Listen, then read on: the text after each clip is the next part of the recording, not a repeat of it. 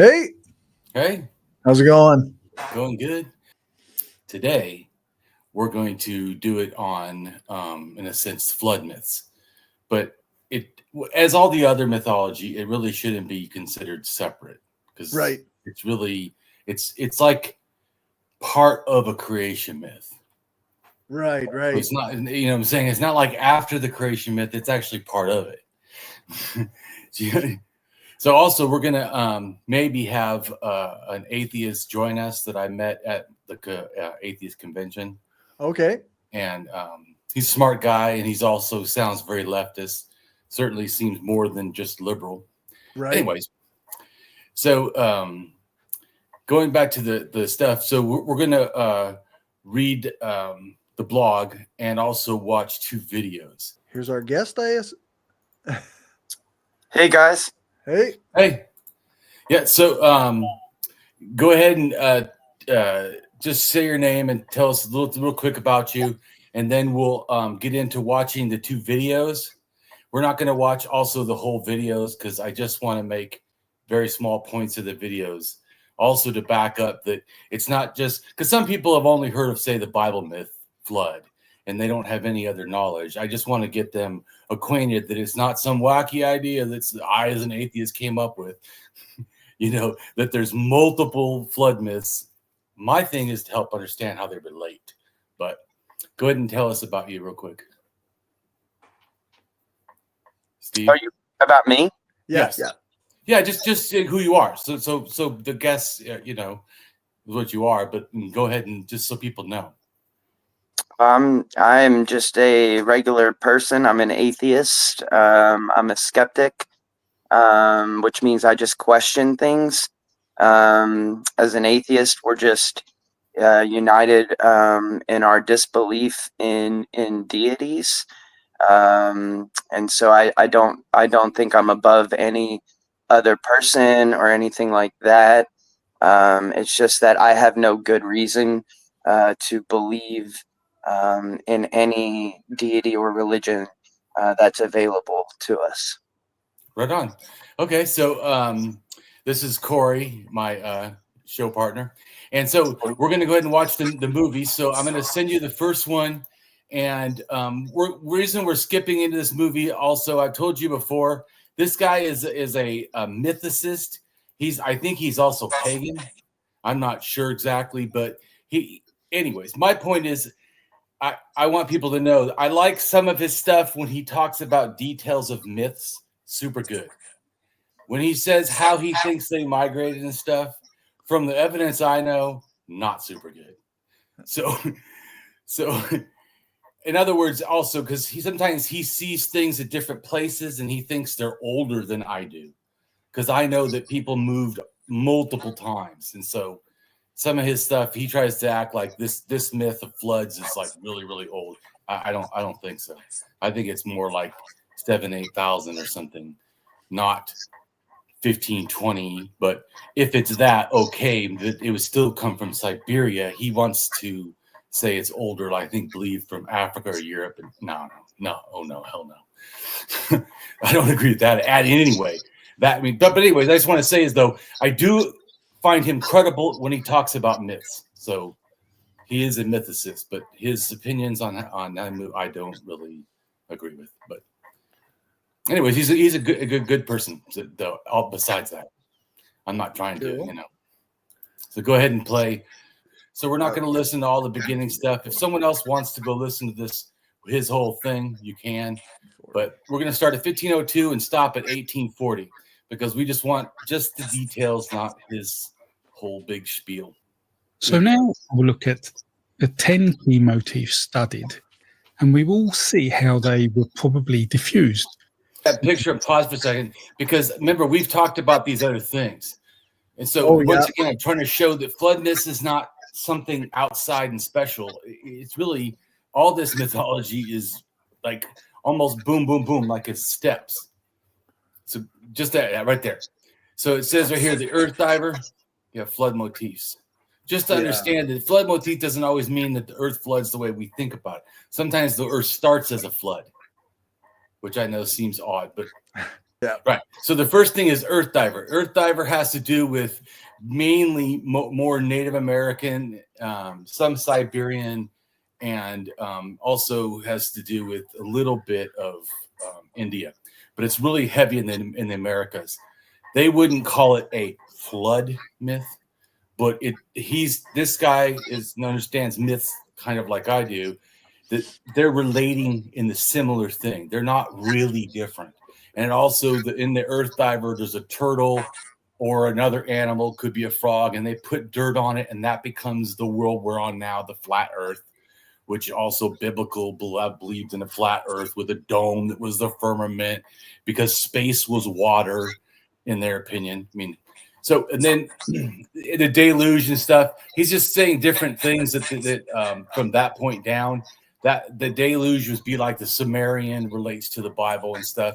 And then he's talking about the tree. Anyways, you can keep going. I just wanted to show you the Earth Diver, which we had already addressed, actually does relate to this. Okay. Studied, and we will see how they were probably diffused. Now, when I say the motif's name, I will also use its reference from Berezkin's database in case you wish to search it up. So, first there is C6 and its variants, the main one being C6D, the Earth Diver, but C6A and C6C are also included in this map as they follow the same path. The Earth Diver motif is about a person. So he's talking about mythicists have like categorized all the myths. In a sense, that's how they can see which cultures, in a sense, like I do, relate to them, and then they've put numbers as like 3, and then there's 3, all these different ones that relate to the same myth, in a sense, just versions of it. And some of them they can actually tell, like in Siberia, probably the Earth Diver myth started there, because it starts there, and then the 3 versions are all there. And 2 versions are in America, and one of the versions or whatever ends up in India, but it really all comes from Siberia. So, but that's just the Earth Diver. So, because all the myths aren't all the same, but Earth Diver is just part of like a creation myth about where something from the sky, person or something, falls through the axis mundi, which is the center of the world, which relates also to the great tree, or the Milky Way, which they thought souls went up to heaven, become stars, or certainly just like that, almost like when you think of the zodiac, that people are relating to stars. In a sense, it's almost like different quadrants of the stars relate to different, say, families or clans or whatever, and that's how all that, I think, later becomes. Oh, that's your, star thing. Well, actually, they thought that's where you were in heaven, in a sense, or you relate to that. Anyways, but so he's agreeing in a sense with me, but he has his own ideas also. But I agree that he's correct. I think it's related. This stuff is not separate. But go ahead and although it's sometimes a creature like a bird or frog or turtle who dives to the bottom of the sea or goes to the lower world, an underworld if you like, but not a place of the dead, and gets an object, often soil, and returns it to the surface where, from this object or soil, an island is made which expands and so becomes the lands of the earth, and so saving people and animals from the flood. And this motif was seen as starting in northern Eurasia and travelling into North America. Then there is motif C2, deluge and conflagration combined, and here the world is destroyed once with fire or wind, and after this the world is destroyed by a flood, although in some stories the flood isn't always rainwater, it can be fire or boiling water, but this second effect erases the first, allowing a clean start to the world. And this motif was seen spreading from Southeast Asia into North America, as well as through Oceania and into South America.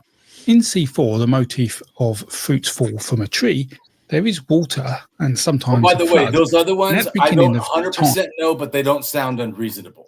Some of them is saying, because some of his ideas, like he said, when he says it all comes from Africa, no. But when he says right there about North Asia, which I've already showed on maps, and he says from South Asia, I'm less familiar exactly with how that he's relating to that, because I would have to understand what he's saying. Because if he says it went from China to Taiwan, from Taiwan to Polynesia, all the way to, when it hits the Americas, I think 1,000 or something, or 1,200 from that source. Okay, but if you mean it like as in older, see what I'm saying? So I would have to hear more exactly. It's not unreasonable what he says. I would have to hear time frame. Mm-hmm.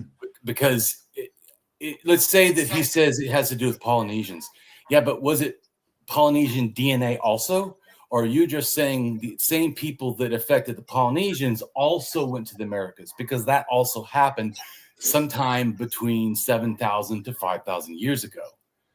People went, and people didn't leave Taiwan until about 3,500 or something to start becoming Polynesians. And so, but anyways, I would have to hear, because what I try to do is not just understand the languages and the people, but the DNA and the migrations, because different migrations obviously moved different ideas. Anyways. Times fruits or seeds or other objects fall or dropped into the water one by one, usually by a person who has climbed a tree. And as far as the objects fall, water recedes, allowing dry land to appear. Then there is motive C34, the killing or injuring or offending of some water creature, normally with some special properties. And this then triggers a deluge which causes the flood. And this was shown as spreading from Southeast Asia to South America. We have in C5a a well-known motif, and one which many will recognise from the biblical flood story. And it is called bird scouts. Here, birds or humans who later change into birds are sent to explore the earth to find out if land exists, or if there are any survivors, or if there is smoke rising to the sky. And they bring some soil or vegetation back to show that the flood is receding and that there would be good land to settle on. And in motif C8, which is known as the primeval couple of siblings, we see at the beginning of time, or after a world catastrophe, so a flood, a family of a brother. Am I allowed to comment on the birds? Sometimes the mother. Yeah, go ahead. The birds. First of all, I'm pretty sure that the Bible references the Tigris and Euphrates River both before and after the biblical flood. So obviously not being affected at all. And during the magical boat story of Noah's Ark, I'm pretty sure that they sent a raven at first, is what the Bible says, which ravens would, I think, be eating off of the dead bodies and corpses floating. I don't think they would have cared to bring back vegetation. And then when you finally do get the dove story of bringing back an olive branch, you see that maybe not everything was destroyed in the flood, like the Bible says. It says that the top of the mountains were covered for, I think, 150 days. So how an olive branch even survived is pretty comical too. Oh, and also it could have been floating. I mean, there's no reason that a chunk of earth, in a sense, or a tree couldn't float, and thus part of it branch be, good, and yet there not be land. In other words, like, right. It's a faulty assumption that just because the plant is not dead, that it means that they found land. Is all I was saying. The Bible is just stupid, like, to me, all over the place. Exactly. Yeah, I just wanted to say, since he brought up the biblical story, right? In the 4,000-year-old story in the Sumerians, it also has them, the person in an ark giving out a bird, and the bird bringing back stuff. I think it's opposite. I think the first thing that they send out is first a pigeon, and it doesn't do nothing, and then they send out I think the crow or whatever, and then that bring back a branch or whatever, and they knew. So I mean, in fact, this reminds me, right before I turned atheist, I had to take 2 classes in my psychology degree, 2 classes on religion. because they said that I needed to be able to work with people, and I had only really understood Christianity. That's it, and I barely understood that back then.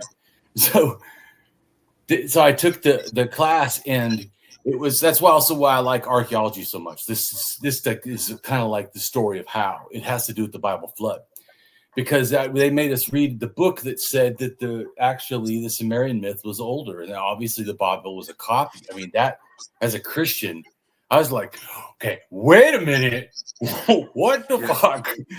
I remember total cognitive dissonance. I'm like, okay, that can't be. I got to find. Then I found some Christian website where he's doing apologetics, and he's like lists all the things that the Sumerian story and the Bible story side by side. And there's like, I think 8 or something like similarities. It's like very similar. And there's only like 12 things. So it's like most of the story is literally almost the same thing. And I was like, oh, good. It's not all of them, like a typical Christian would. Literally look at almost all of them relate. It just because a few didn't. I'm like, oh, thank God. God's still real. I mean, whatever. I mean, I don't remember exactly what I thought, but I remember thinking, aha. And, but then we got further in that book, and they told me that Satan, Lucifer, and the serpent and the devil were all different beings in a sense. And then I became atheist immediately. Once I realized that, wait a minute, the devil's bullshit. And then I told you too that I called my mom and said, Mom, did you know that Lucifer is not the devil? And she didn't believe me. And I told her, go get your Bible concordance, because I looked in mine. So she gets her Bible concordance, and holy shit, it does say that. And she goes, but I'm still going to believe. Yeah, they numbered the page. They numbered the pages correctly. So, you have to be a believer. I know, but I'm just saying it was crazy. My mom literally looked, and it said that Lucifer is nothing to do with the devil. It has to do with the king of Babylon in the story. But so anyone who uses that term, it's just wrong. Right. It's just an error. Anyways, but so I showed her that. And so now, and I said, so stop thinking of Lucifer as part of the devil. She said she's going to keep believing in it. Even though in her own Bible concordance, it said not to. And that's when I actually became a hard atheist. I went from, I don't know, to fuck no. Because I realized, wait a minute, no one's going to show me truth. And me literally look at the truth and go, I believe lies. It changed me. Hearing my mom be so willing to believe, even when proven wrong, I was done. I didn't even have a phase of agnostic. I was just, fuck, I'm atheist. Everything is bullshit. How in the fuck did I ever believe this crap? Yeah, I think Matt Dillahunty said that a deity that is given no time to him deserves no time of his own. Yeah, exactly. So let's go ahead and finish this dude's thing up real quick and get to the other one. And son are the only humans left. They then have a family together, and then the rest of humanity comes from them. And both motifs of C5A and C8 show distribution into North America. And finally, we have C19, the acquisition of the sun, where the primeval ancestors acquire with difficulty the hidden or stolen sun or daylight as part of the myth. And alongside this is C32, called Beware of Cut-Off Nails. And this is where cut-off nails or hair have a special significance for the fate of the soul in the beyond, or for the future of the entire world. And the soul has their nails or hair cut, which then happens to lead to a flood. And both of these motifs have a North Eurasian origin. And so, seeing these motifs, that's about where we've got our... Yeah, that's good. Like I said, we don't have to keep listening to him. My point was to get the general gist that I think he does, especially in what we watch. The other stuff, when he's talking about Africa, and stuff, no. But what we watch is relatively, and like I said, it looks like he to me, when he offered the Southeast Asia, he offered it in two ways. One, probably, like I was saying, relates to when the Nadane, or Nadane, language comes over, and then in a sense, then after that, then it's the Eskimo. But they both come from Siberia and Asia related. But their DNA has to do with C and C5. Well, I would say C215, and C215 is Genghis Khan. C215 is also like Apache, even in the Southwest. Anyways, but that DNA, and also Mongols, but that DNA in a sense goes down and moves towards China, whatever, and I think 4,000 years ago, something. But anyways, because it actually comes from Central Asia and then moved around through Siberia down into China and North China, whatever. But the people that I really want to focus, though, is not just on the Siberia alone, because also I think there's a lot of stuff that happens in the Middle East. Now, to me, the Middle East mythology a little bit starts before, in a sense, the Siberians get there, because they have the totemists that come back from Germany or from Europe. Those ideas go back to the Middle East. So in other words, they leave the Middle East, they hit 50 to 40,000 years in Germany and France, and they come back, in a sense, to the Middle East and leave a little bit of their ideas. And then but to me, the big, like, what eventually turns from shamanism into paganism is because Siberians show up, and from Lake Baikal, they go all the way down to Israel and Turkey and the Fertile Crescent in general, and they dominate the whole thing. That becomes RB1, and it starts agriculture. It starts the raising cattle. It starts the like Göbekli Tepe. At least 50% of the DNA of the Middle East became this new culture. And they also start having shaman burials and doing a whole bunch of stuff that looks very ritualistic, which a lot of people then, I believe, then R2, so that's R1B, and R2A comes in to Iran about 10,000 years ago. I think it brings pottery, and it brings, to me, something that became or was the in a sense Proto-Indo-European languages, or what becomes them. That culture that came in, they bring all this new stuff to the Middle East again. So like you say, in Siberians or maybe Kazakhstan brings from those up higher, comes down through Iran and into the Middle East again. And then Middle East dogs from 7,000 go all over Saudi Arabia, all over, Palestine, Lebanon, Syria, all the southern part. And at the same time, 7,000 years ago, people from Germany enter into Turkey. So that, in a sense, these were probably steppe people affected by farmers. Farmers come in and sort of those areas, and then that pushes them like almost back into Turkey. Anyway. So the big thing I do about paganism, to me, is it starts in Turkey, but it starts because of shamanism. And I think mixed with agriculture behaviors, asceticism, they end up needing, a protector or whatever, that in a sense that when they're hunter-gatherers, they don't really need. There's not a deep connection between hunter-gatherers and gods. Like hunter-gatherers, they've checked the 32 hunter-gatherers of the world currently, and it's only 35% believe in a high God. But yet 100% are animists, 79% believe in an afterlife, and 79% are shamanists. Because to me, shamanism is where afterlife comes from. That there's not a big emphasis on that for an animist, because the world's already spirit-filled.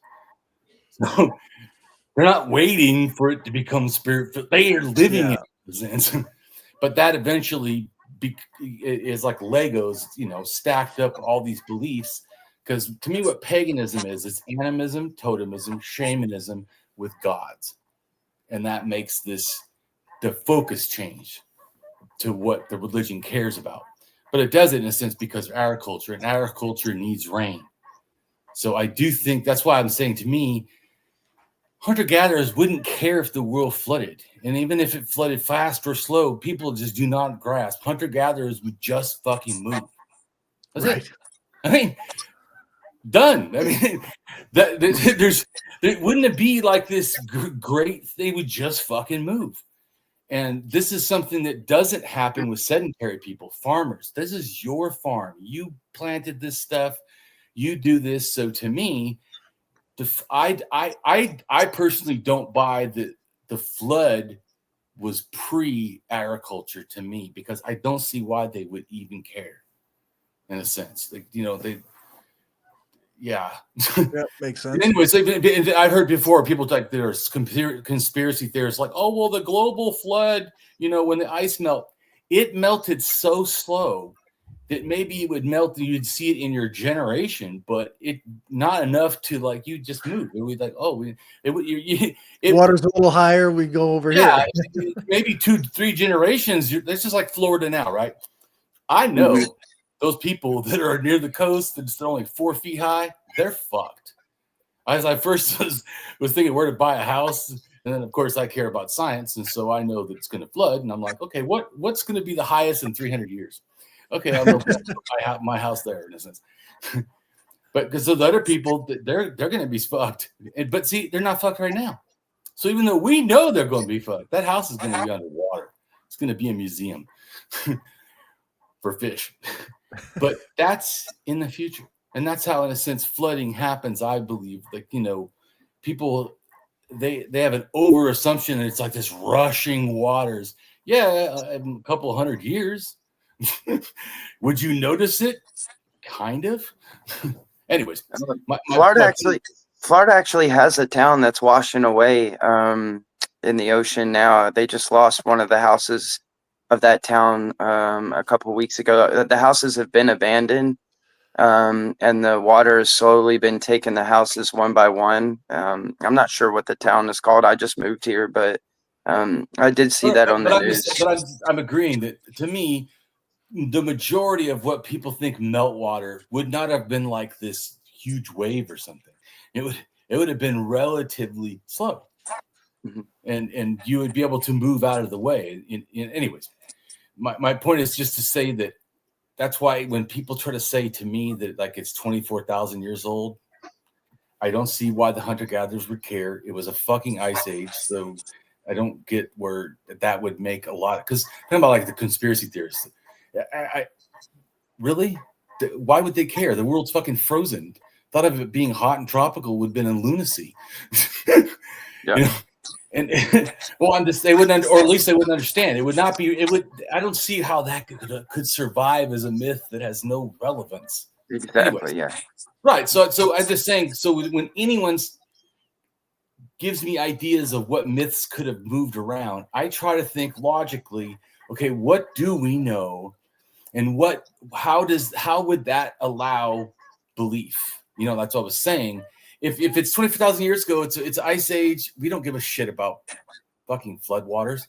If it's before agriculture, also in sedentary behavior, certainly. Why would we care if the water went up? We just move, go to a new place.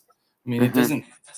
But sedentary people, they literally can't move in a sense because they're stuck to that thing. And to me, once you're there, you're desperate, you're whatever. Then you can see how prayer would be just natural. I mean, in our culture, holy shit, please, whatever I can do, because you don't know science, I want to do something, nature, rain, or not to rain too much, or don't flood, but yet, give me, not dry land or whatever. You know what I'm saying? In a sense, it would facilitate a new need that I don't see as being there before. So that's why also I don't buy when people say, 34,000 years ago and they're making women figurines, those have to be goddesses. And I'm like, I don't think so. I don't think there was deities until people needed them. And they didn't really, in a sense, need them until after agriculture. So because there's just, it's now saying that they believe the earth was a spirit or something. Well, they thought animism, that everything was spirit. So, I mean, it's a magical thinking worldview. But that doesn't mean it's a god.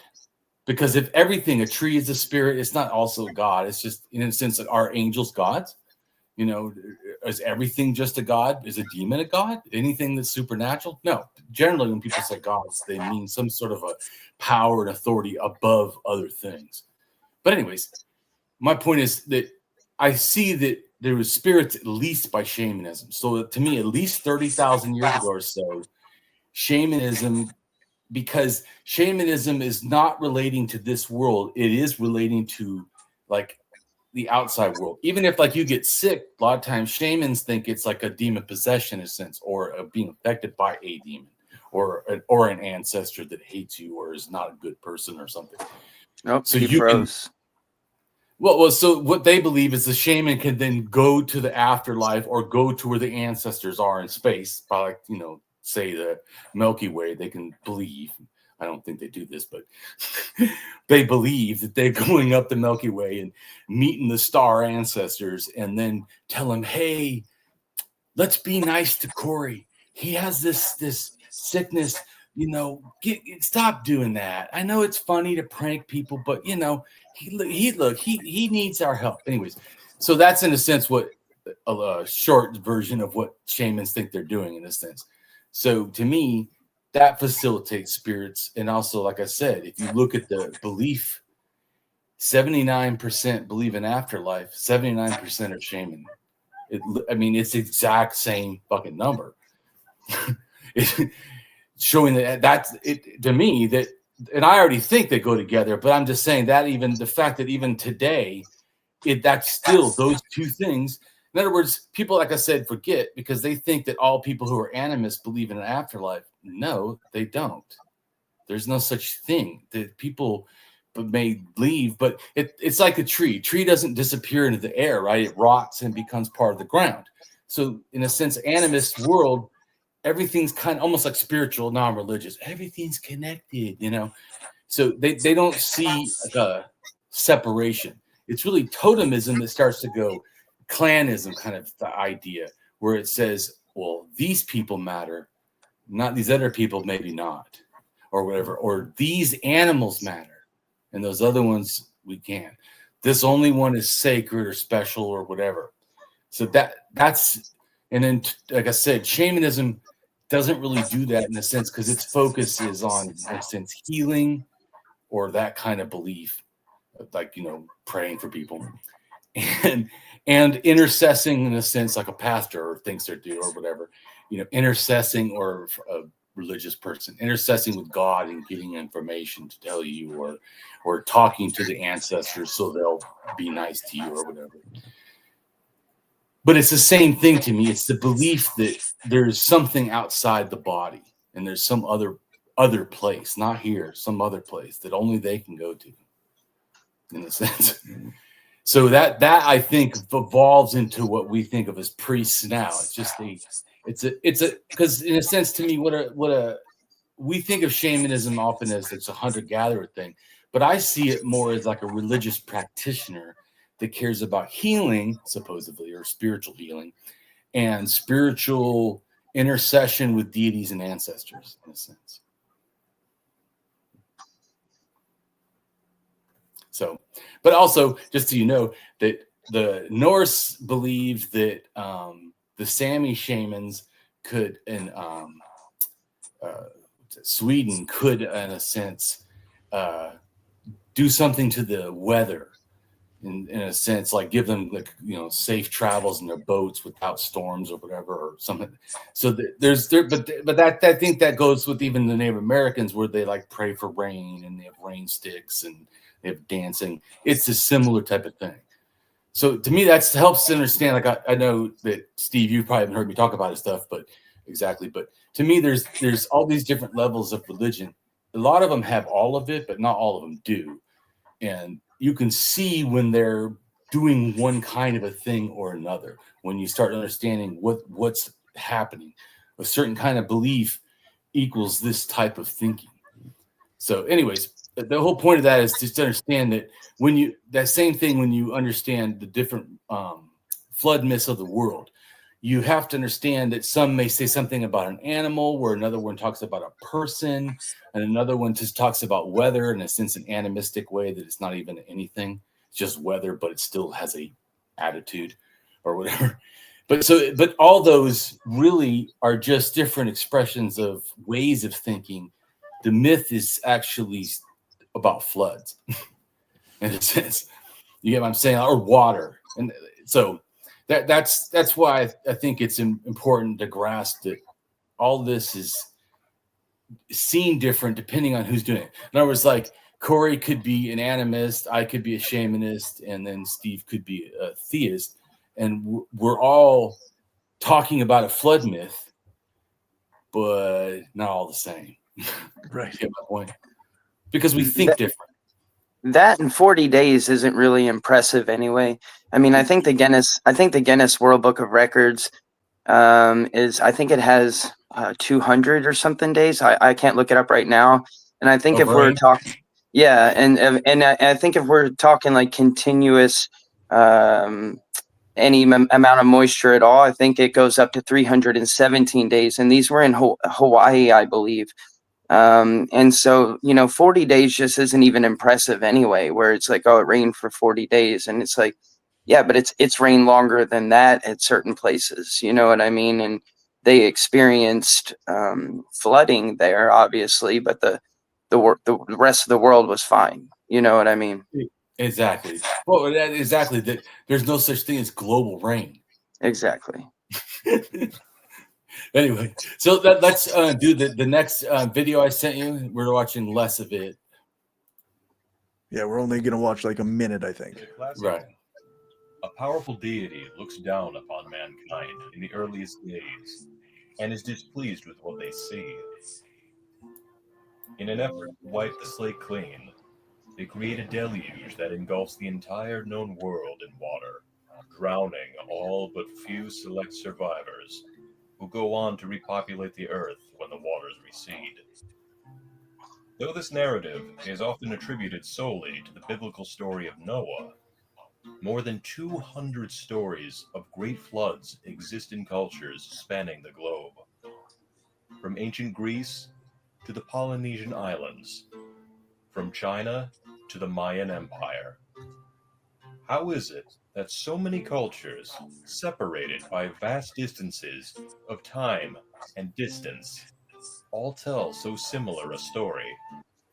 I think that's our stopping point there. Yep, that's good. Just to help you see that person says there's 200. Whoops. There we go. But that person was saying that there's 208 or whatever, different versions of the story. Right. So that just gets us on the same page to then when we go to the blog, and make sure you update it, Corey, because I did add stuff even today. Oh, okay. I think I just hit the link after you sent it this morning, but yeah. Well, I even since. Yeah, you know me. Look, is not my goal to try to make this as understandable as possible when it's not that understandable. Yeah, for sure. So the first picture, you're looking at it. I can bring it up on the screen so that we have. That works. I think that's the one. Yep. All right. Yep. So that the first picture, this is my knowledge of the migrations, and I believe that when these migrations happened, that this is why there's these different flood myths and stuff. And like I said, I think one of the problems, sometimes the myth in a sense can become a local area, but a lot of people I hear say, well, flood myth matches this kind of area and that area. And I'm like, this was a mythology story. You really need to grasp that. This has, to me, not a lot to do with an actual flood. It has to do, is there an actual dome? Is there a firmament? I mean, is space actually water? I mean, is the earth on top of a turtle? I mean, when should we start fucking, yeah, which pieces are literal? And yeah, you get there with it. Going back to, like I was saying, that's why when they say a mountain is also a pole and they use the snake as a rope to spin it, you're like, what the fuck? But that's because you really shouldn't be addressing this in a way that's literal, because the real myth is not literal. Now people think it's real I feel sorry for you that you're wrong. It's just fucking, it's not. In all kinds of scientific ways. But even I'm saying when you understand like what they're talking about, it doesn't matter if there's no flooding in an area, although there has to be the ability to flood. Going back to it can't be in the Ice Age. I believe this myth happened. Well, this movement here, these arrows, this is basically 7,000 years ago. This yellow arrow goes to this S culture, which is the Shamarna culture, which becomes one of the main cultures that branches out the Proto-Indo-European, which has to do with German, Celtic, France, Spain. It has to do with Denmark, Sweden, English. All those languages are from that S. So that S culture, and that S culture is the 7,000 years ago made the first dolmens, which I think relates, like I said, like the pyramids, the amount of creation, which has to do with like the turtle and all this shit we're talking about. It's all kind of similar shit. It's all about creation. So, because believe me, the Bible, thinks that it's the only one to invent creation. Oh no, there's plenty of other shit that's all about this creation myth or similar kind of myth. But so then it goes down to the Cossack Mountains. Then it goes to Turkey and Eastern Turkey, and then it goes down to Sumerians. This idea goes all the way down in the Sumerians. So this is why this is the one time where I don't think the water myth that they think starts in Sumerian and went all the way to the Americas. I think that's an error, because this is not a real flood. This is, like, you get what I'm saying? This, just like you're going to read down later, there's a thing called Fourth World, where they think the world, like the Hopi and the Pueblo people, they think that the world has been done, a couple times. This is the fourth, and then there's a Jewish Kabbalah believes this is the fifth world, that there's been multiple destructions in a sense. And that's all considered primeval or whatever. But that's what I'm trying to say. It's not really a real thing. So that's also why when people are like, the conspiracy theorists like Graham Hancock, well, I think this has to do with a global flood because of the polar ice melting. I'm like, no, that's not why. That has nothing to do with it. I don't believe, because it's about mythology. If you read even the Bible version, which I'll go ahead and just read it real quick so you can get what I'm trying to say. That when it's saying it, you got to understand what is it really saying. When you understand the water thing. So Genesis flood narrative, okay, which is in chapters 6 to 9, the book of Genesis, is a Hebrew flood myth that tells of God's decision to return the universe to a pre-creation state of watery chaos. Because that's what we talked about, that the Sumerians' first deity was a female, which was the water. And so the primordial state of the world is the water. Same for the Bible, because it's also a Near Eastern belief. And like I said, so the water really comes first, and that's why we split up this whole thing and did different videos, like the water and the turtle, all separate, and a mound separate, is to try to show you all these things, but they're really all like part of the same thing. So I'll keep going. So try to return the water to a pre-watery chaos and remake it through, the thing with Noah's Ark. The book of Genesis was probably composed in the 5th century BCE, so about 2,500 years ago. Although some scholars consider it, the parts, especially including the flood narrative, may have been composed and added, at a different time, even less, like 2,300 years ago. But anyways, the Bible source seems to draw from two different sources. One called the priestly source, one called the non-priestly source, or the Yahwist, whatever source. So Yahweh was one name and El was the other name. And so the El is probably the priest they're talking about. But I think maybe it's another, there's 3 versions: the priest, the El believers, and the Yahweh believers of the Bible God. They actually believed in different names for the God. Anyways, Eli and Elion or something like that. Right, yeah. So, although many of the details, in a sense, are different, they also are the same. A global flood that described in the myths is inconsistent with the physical findings of all kind of areas, not just one: geology, archaeology, paleology, distribution of species, all kinds of stuff that creationism just actually tries to make up dumb crap about. Anyways, which is all to me just pseudoscientific besides everything else. But anyways, so no real flood occurred. And some Christians sometimes, or some even, different academics try to describe narrative as a local flood, but instead of a global one. But like I said, I don't think that even matters, because to me, it's like saying, where's the turtle that the earth is on? Or where do we find the mound of creation? It literally, to me, is just farcical. It doesn't have any meaning in a reality sense. Anyways, from the Bible, this is what it says. About how the flood happened. The fountains of the great deep burst apart, and the floodgates of heaven broke open, and rain fell for 40 days and 40 nights until it covered the mountains, highest mountains.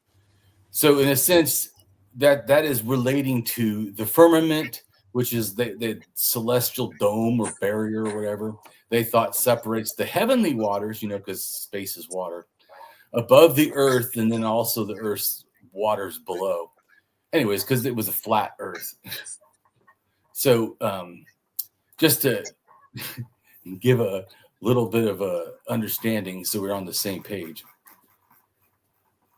Because a lot of people that they don't even, that think they're Christian or even believe in the, say, flood, actually don't know fuck all about the flood itself. To me. Yeah. All right. So then go ahead and read, Corey, where below that says the art of mind shows Sure. migration. Yeah, it says this art of mine shows the possible migrations of water mythology. I think it came from North Asia, though it may have come from the Middle East, as those two areas are where all the major religious mythology of the world comes from generally, sometime between 8,000 to 7,000 years ago. Right. And then I have a picture that it's actually of Sumerian water mythology, and the later culture is the Tiamat snake water creature.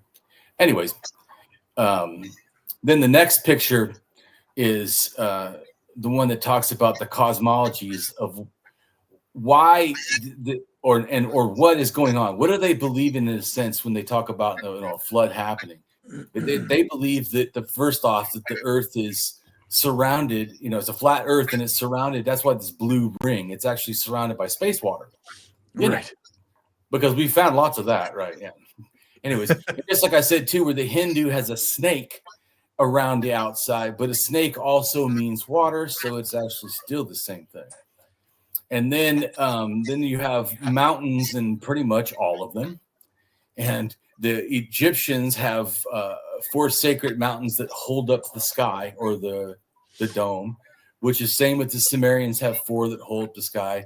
And then the Bible does mention the 4 corners of the earth or whatever, and they're referring to the 4 mountains that aren't actually there. So, which, like I said, which fantasy are we going to, start looking for?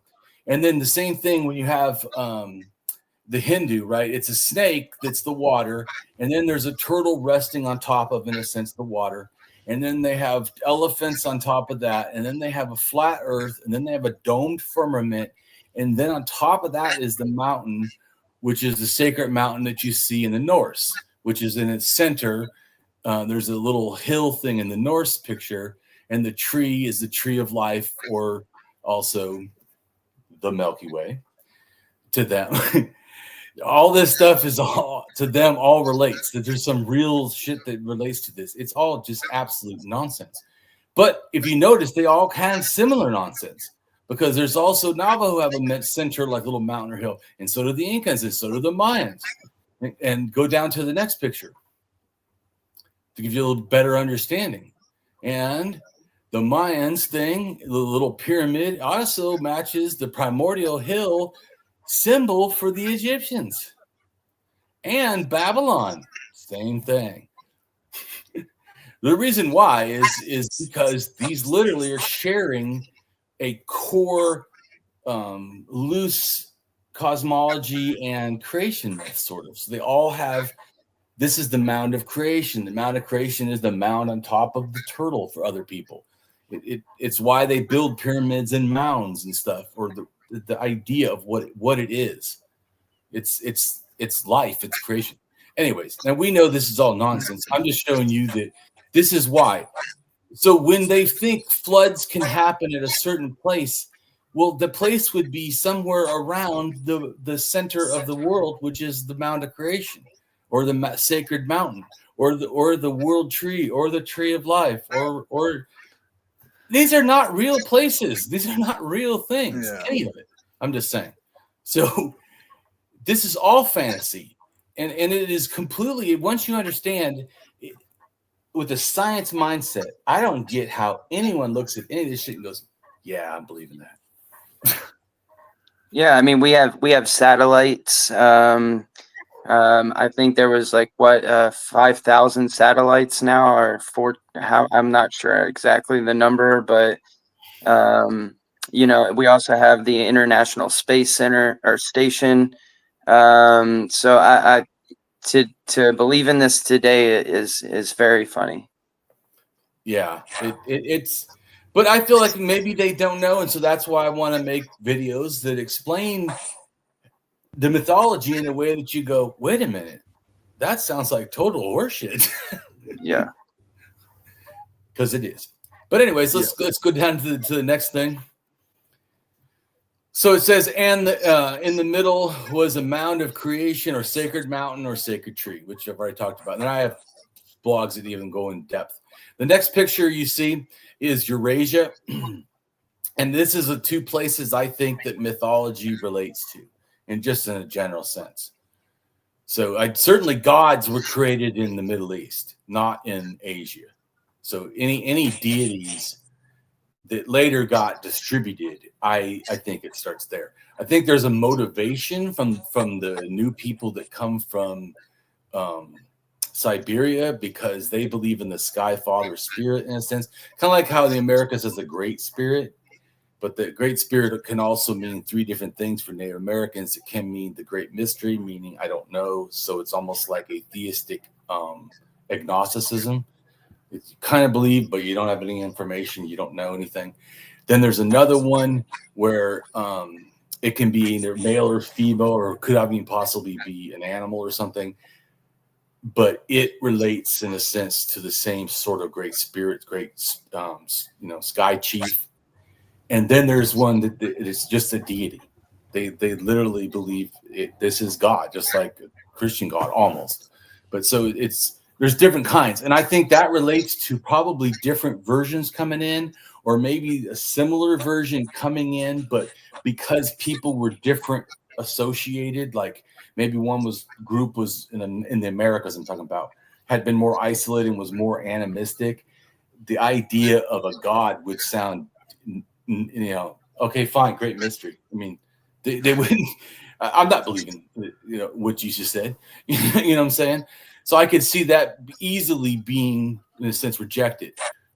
So, because shamanism doesn't require gods, and even if it's almost like Buddhism, even if there's a God, it doesn't really matter. They do their own thing, It's not. There's not like this. But he cares if you're gay, Right. In fact, I told you, especially Siberian shamanism, being a shaman is almost either lightly associated with female or heavy associated with trans, gay, bi-gender, or something generally not cis male in a sense, whatever, because they think they have more power to do more stuff because they're beyond worlds. Or anyway, my point is, so that certainly aren't telling you had to go to hell for being gay, Right. So, but the God one, and a lot of the more hateful stuff, it comes from anything related to R1B.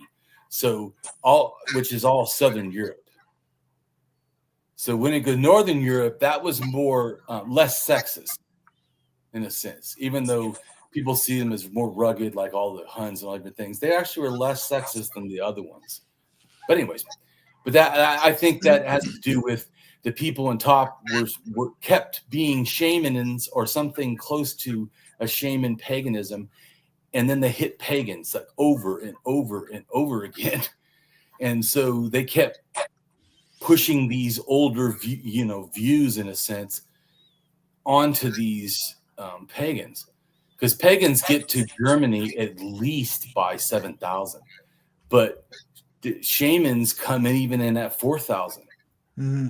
And so they're that in the Odin, if you understand, like the Norse mythology, Odin was a shaman, and he's told people to keep the old ways of shamanism, even though he's considered a pagan deity. And he also killed himself for himself, kind of like Jesus. Anyways, but it was these two ideas are where the myths come from. So I think they go down and not up, but it is not impossible they could have gone up. These two cultures interact a lot. I mean, these two culture areas, they actually are going through this inner mountain corridor is what's called. Or they go across the steppe and then down the Cossack Mountains. Anyways, so let's go to the next thing, and it says, go ahead and read it, Corey. You want the piece in between? Yeah, it says to Damien Marie AtHope. Sure. So to Damien Marie AtHope, almost all religious mythology can be traced back in some limited way or another to mainly North Asia or the Middle East around 8,000 to 7,000 years ago. Of course, a global flood never happened, and it actually relates to mythical beliefs related to creation mythology. The reason it's so hard for me to know which place myths originate is that they went back and forth from Siberia to the Middle East, then to the Middle East, then the Middle East to Siberia, and back again both ways. I think most of the myths are from North Asia, but the Middle East is also second and also likely source point, especially for some ideas like sacred turtles, as no turtles lived in Siberia. Right, and then the next picture is just a picture closer of Siberia, because a lot of people don't know it, showing Lake Baikal and the Golden Mountains. And though that area right there is considered a hub of shamanism, and a lot of stuff went on with mythology to be right in that area. And so then it like it says here, I think it basically from the Altai Mountains to Lake Baikal to a little bit east is the general area to which most of the world's myths relate. And then the next picture shows where paganism starts to me in Turkey, and then how it moves all over the place. Mm-hmm. And also that's what the arrows have to do with how people were moving. The arrow colors. See, It's paganism. One is the darker, whatever, burgundy or whatever. Right. That is from 13,000 to 8,000. And so they're moving all over the place. And then from the next one, red, is from 8,000 to 6,000, what they're doing, how they're moving. And then from 6,000 to 3,000, then they move in the pink. Just a basic idea. But if you notice, there's a lot of arrows going all over the place. Yeah. Because that's more the reality. People want a simple, what happened? Well, this person gave this person this mythology. It wasn't simple. Yeah. No and kidding. if you see, they keep interacting with each other, so they get multiple waves of ideas. So the ideas also in certain areas start to evolve. And then they meet other people again, and then they evolve again. And so the myths, just become more and more, convoluted, where it's harder to see how they're the same.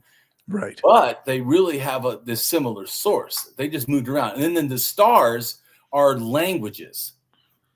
These are when languages are, in a sense, proposed to kind of happen. And then you can see they kind of match what the people's movements are also doing. Mm-hmm. And so then the little circles with the number 1, 2, 3, 4, this is cattle domestication. China, it's 10,660.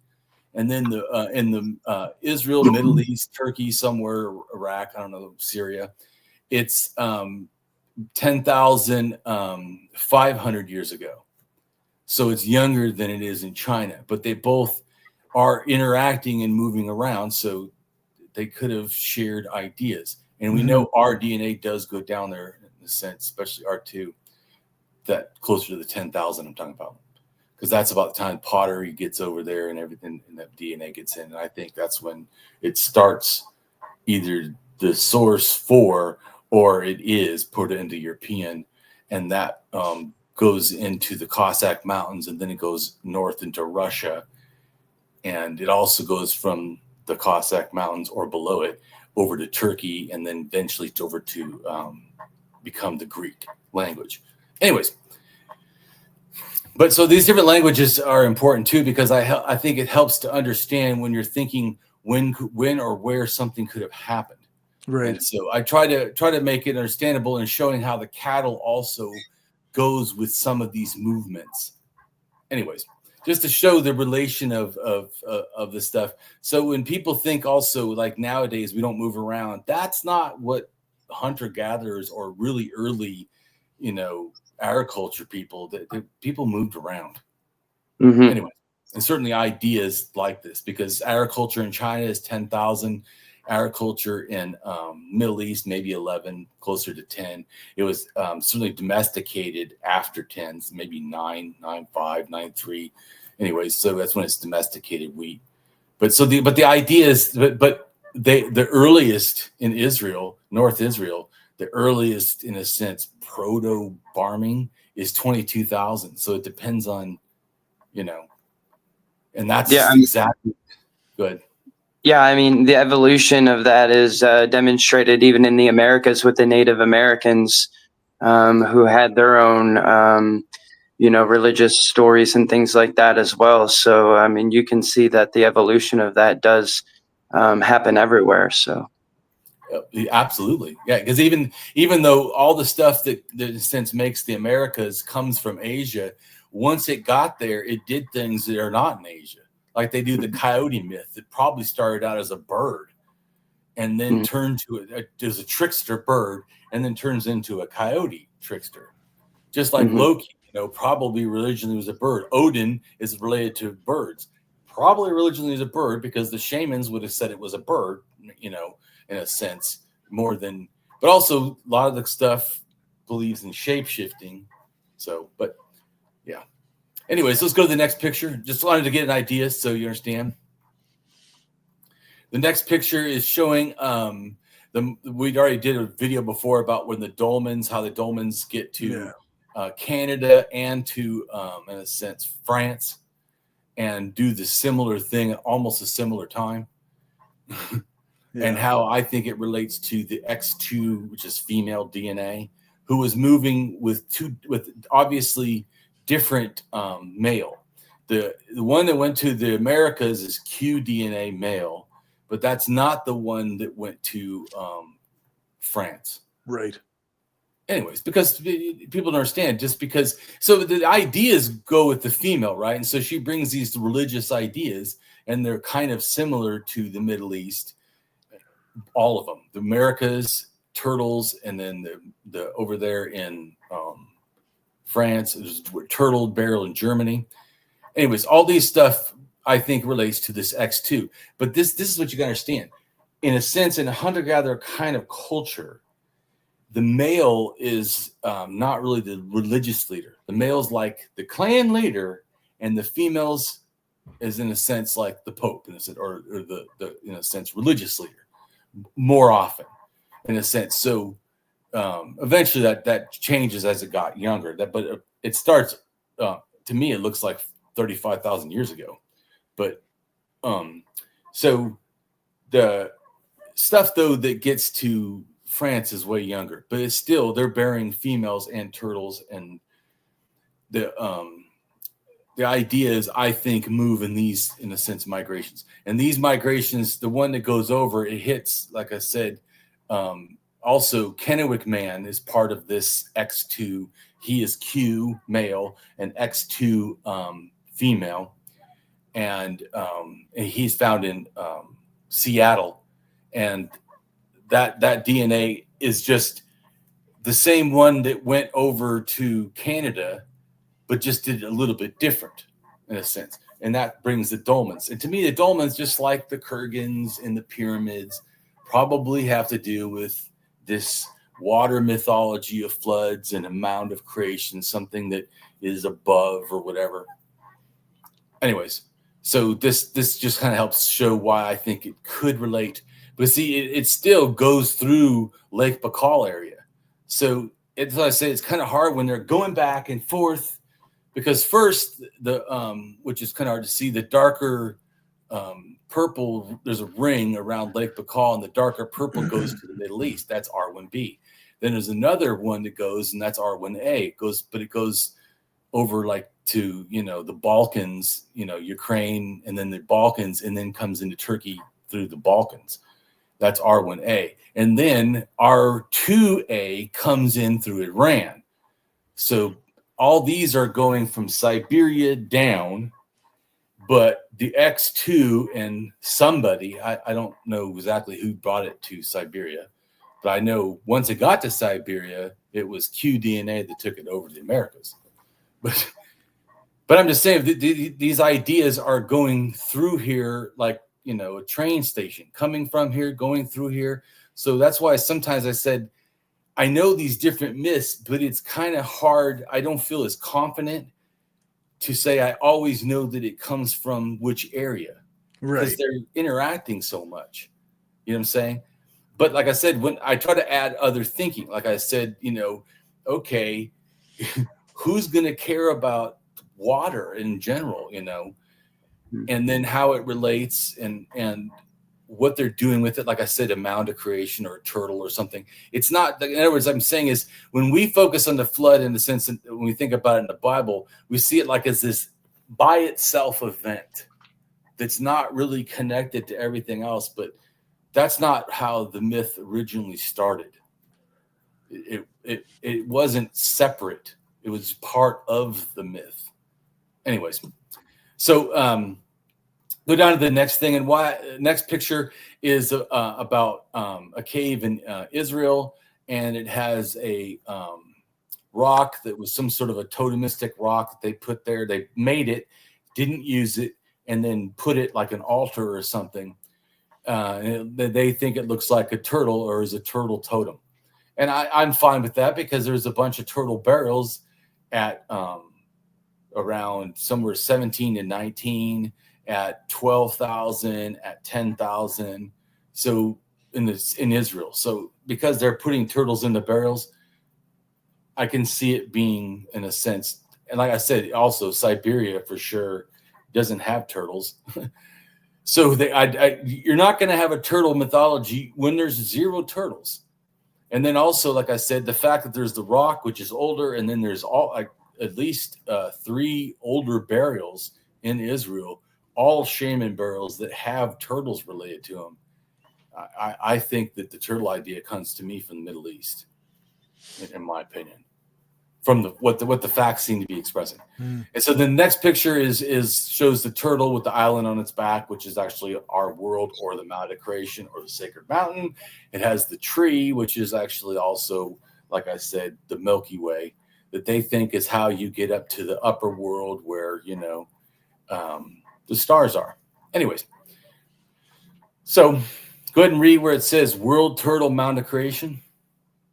Okay. World Turtle, Mount of Creation. The world turtle, also called the cosmic turtle or the world-bearing turtle, is a myth theme of a giant turtle or tortoise supporting or containing the world. It occurs in Hindu mythology, Chinese mythology, and the mythologies of some of the indigenous peoples of the Americas. Right. And so the next picture, this is my understanding of the migration movements and what I speculate languages relate to. And so I think the darker color is what I call, in a sense, Proto-North Eurasian, coming from the Golden Mountains and stuff, with R1b, and goes into the Middle East, and then becomes Afro-Asiatic, which later relates to Semitic, which later relates to Hebrew. Anyways, So and I show how it goes. I think it goes down to China, and then how China relates to Proto-Austronesian, and Austronesian relates to the Polynesians, including all the way down to New Zealand. And the one that says T is that's ST. And the one that says T is Turkic, Mongolic, Tunguskic. It's Korean and Japanese, all relates to that little area. And I think it comes from the Yellow River down in China, which got its ideas from Lake Baikal. And then, anyways, so this just shows how everything, I think, moved around. And even the Americas, the light gray shows how it gets to the Americas because it becomes Proto-Tlingit 5,000 years ago. Anyway, so then the next picture is also showing the languages that all have shamanism. And then I'm showing how I think it kind of shamanism irradiated out of Lake Baikal, even though it starts a little bit different place. But this is where I think after a certain point, why everyone's shamanism is kind of somewhat similar. And then once again, why they're creation myths, because shamans have a creation myth that matches very closely to the Sumerian and the Bible and the floods and the, and people created from, even like in North Asia, or at least some parts of Asia, there's people made from clay and stuff. And that's what the Bible believes, that people, Adam was made from clay or dirt or whatever. Anyway, so let's go down to the next picture, or now to the next part, whatever, where we're going to have Steve read what he wrote, or give us a synopsis, or a synopsis. You don't have to read it all. But I'm just saying is this is all some good thinking from Steve that I thought, deserved to be supported. I put it in my blog, and you can either give us a synopsis or read it or whatever you want, or you feel comfortable. It's just basically explaining different things about Noah's Ark, and how it's fabricated. It was actually a couple of different writings. I'm not sure if I put any words in there about we have scientific information that we can look at today that disproves a lot of the things, like Noah's Ark, like the endangered species list. You can pick an animal off the endangered species list, baboons, for example. I don't know the exact number. There's like 13,000 in the population currently. And scientists believe that they're going to be extinct within the next 5 to 10 years with a population of 13,000. And so you can rely, you can get this information and compare it to stories in the Bible of Noah's Ark. And I think in my words, I do go on about how having this as a children's story with genocide and everything already is kind of suspect to begin with. But these are just my words on just different things about the global flood and how a global flood isn't possible. There's not enough water on the earth for the earth to flood. And so, it's just my different things. A lot of my insights come from other people that I admire as well, like Erica Gutsick-Gibbon. So a lot of my information, during the amount of water that's on the earth, came from her. You can check her out too. She's very intelligent and smart on and so a lot of my information came from other free thinkers that I respect. Right on. There's nothing wrong with that at all. And I do know who you're talking about. I've watched her stuff a few times. I've wanted to do a show attacking that one conspiracy theory Nazi dude that tries to say that the Bible is correct and all. Just he says he's an anthropologist. The dude is ridiculous. And I found out that because I already had seen her stuff before, but she does a lot of stuff that doesn't exactly relate to what I do. But I did see, because I was looking for that Nazi to see if anybody had said anything. And she's got like about 5 videos attacking him. She fucking hates him like I do. Obviously, maybe more than I do, since I haven't made that many videos. Yeah, is it Ken Ham? Is that who you were referring to? It's not Ken Ham. I can't remember. It's a conspiracy theory Nazi. Do you know who Graham Hancock is? No, I don't think so. Right? Graham Hancock is like, he has 2 Netflix series about, what is it called? Apocalypse. Yeah, Ancient Apocalypse. That's right. Yeah. I don't think about that. Dude is so ridiculous. It's like saying, do I know comic books? Yes, I don't. Yeah, it's just absolute horseshit. And I didn't even know about him either, because I only focus on real stuff.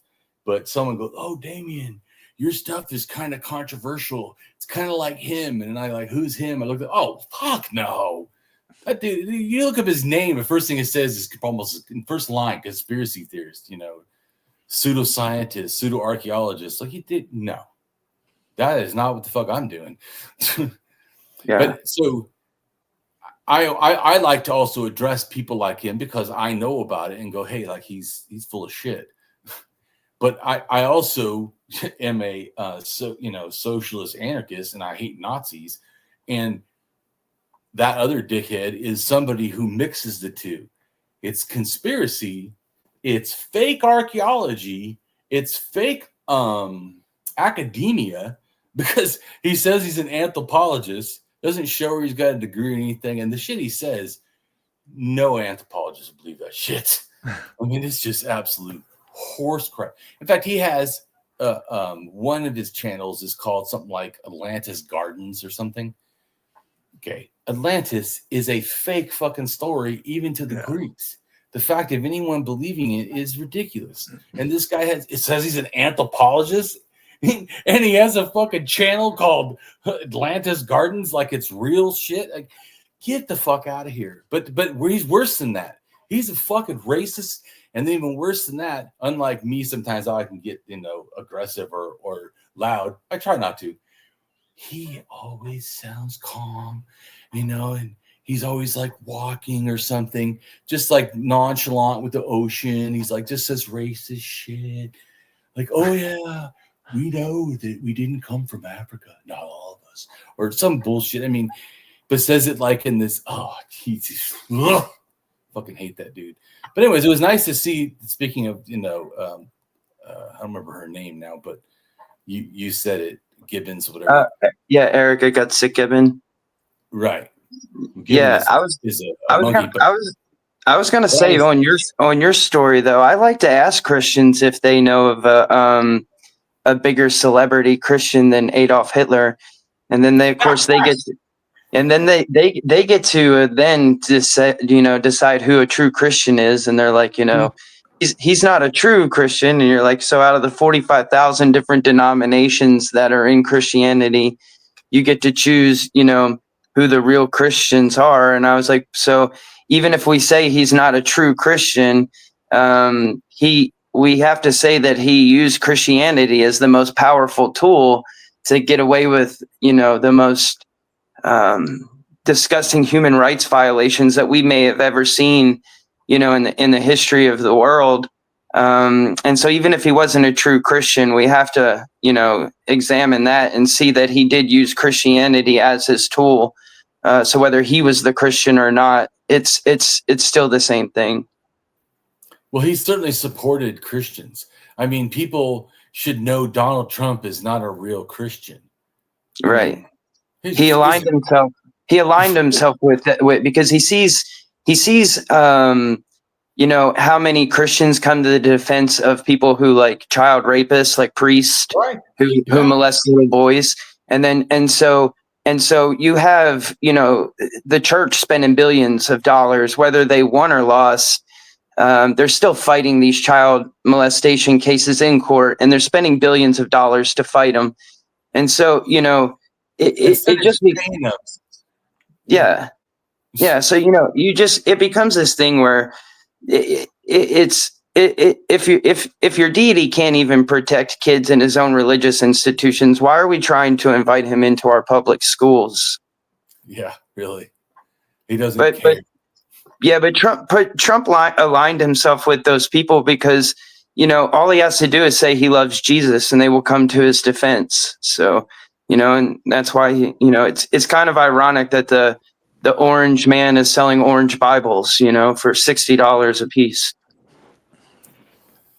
Yeah, Trump is a weird capitalist because he's a capitalist that only cares about himself. Oh yeah, that's not that weird.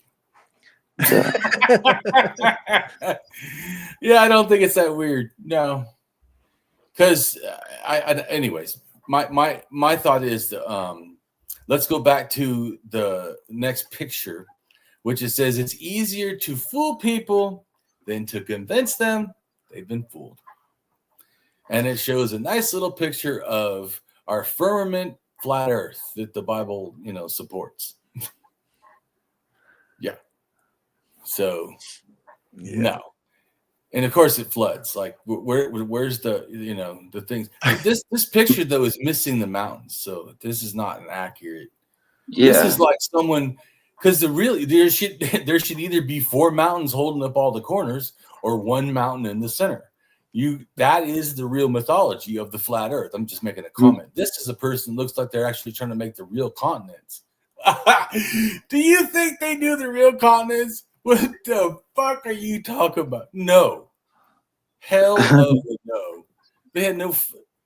If they actually grasp reality, they would know there is no central mountain in the world. There is no mountains holding up the sky. I mean, anyways. Yeah. I'm just saying that I'm going to complain. This is not an accurate representation of their beliefs, but it still is funny and stupid. But yeah.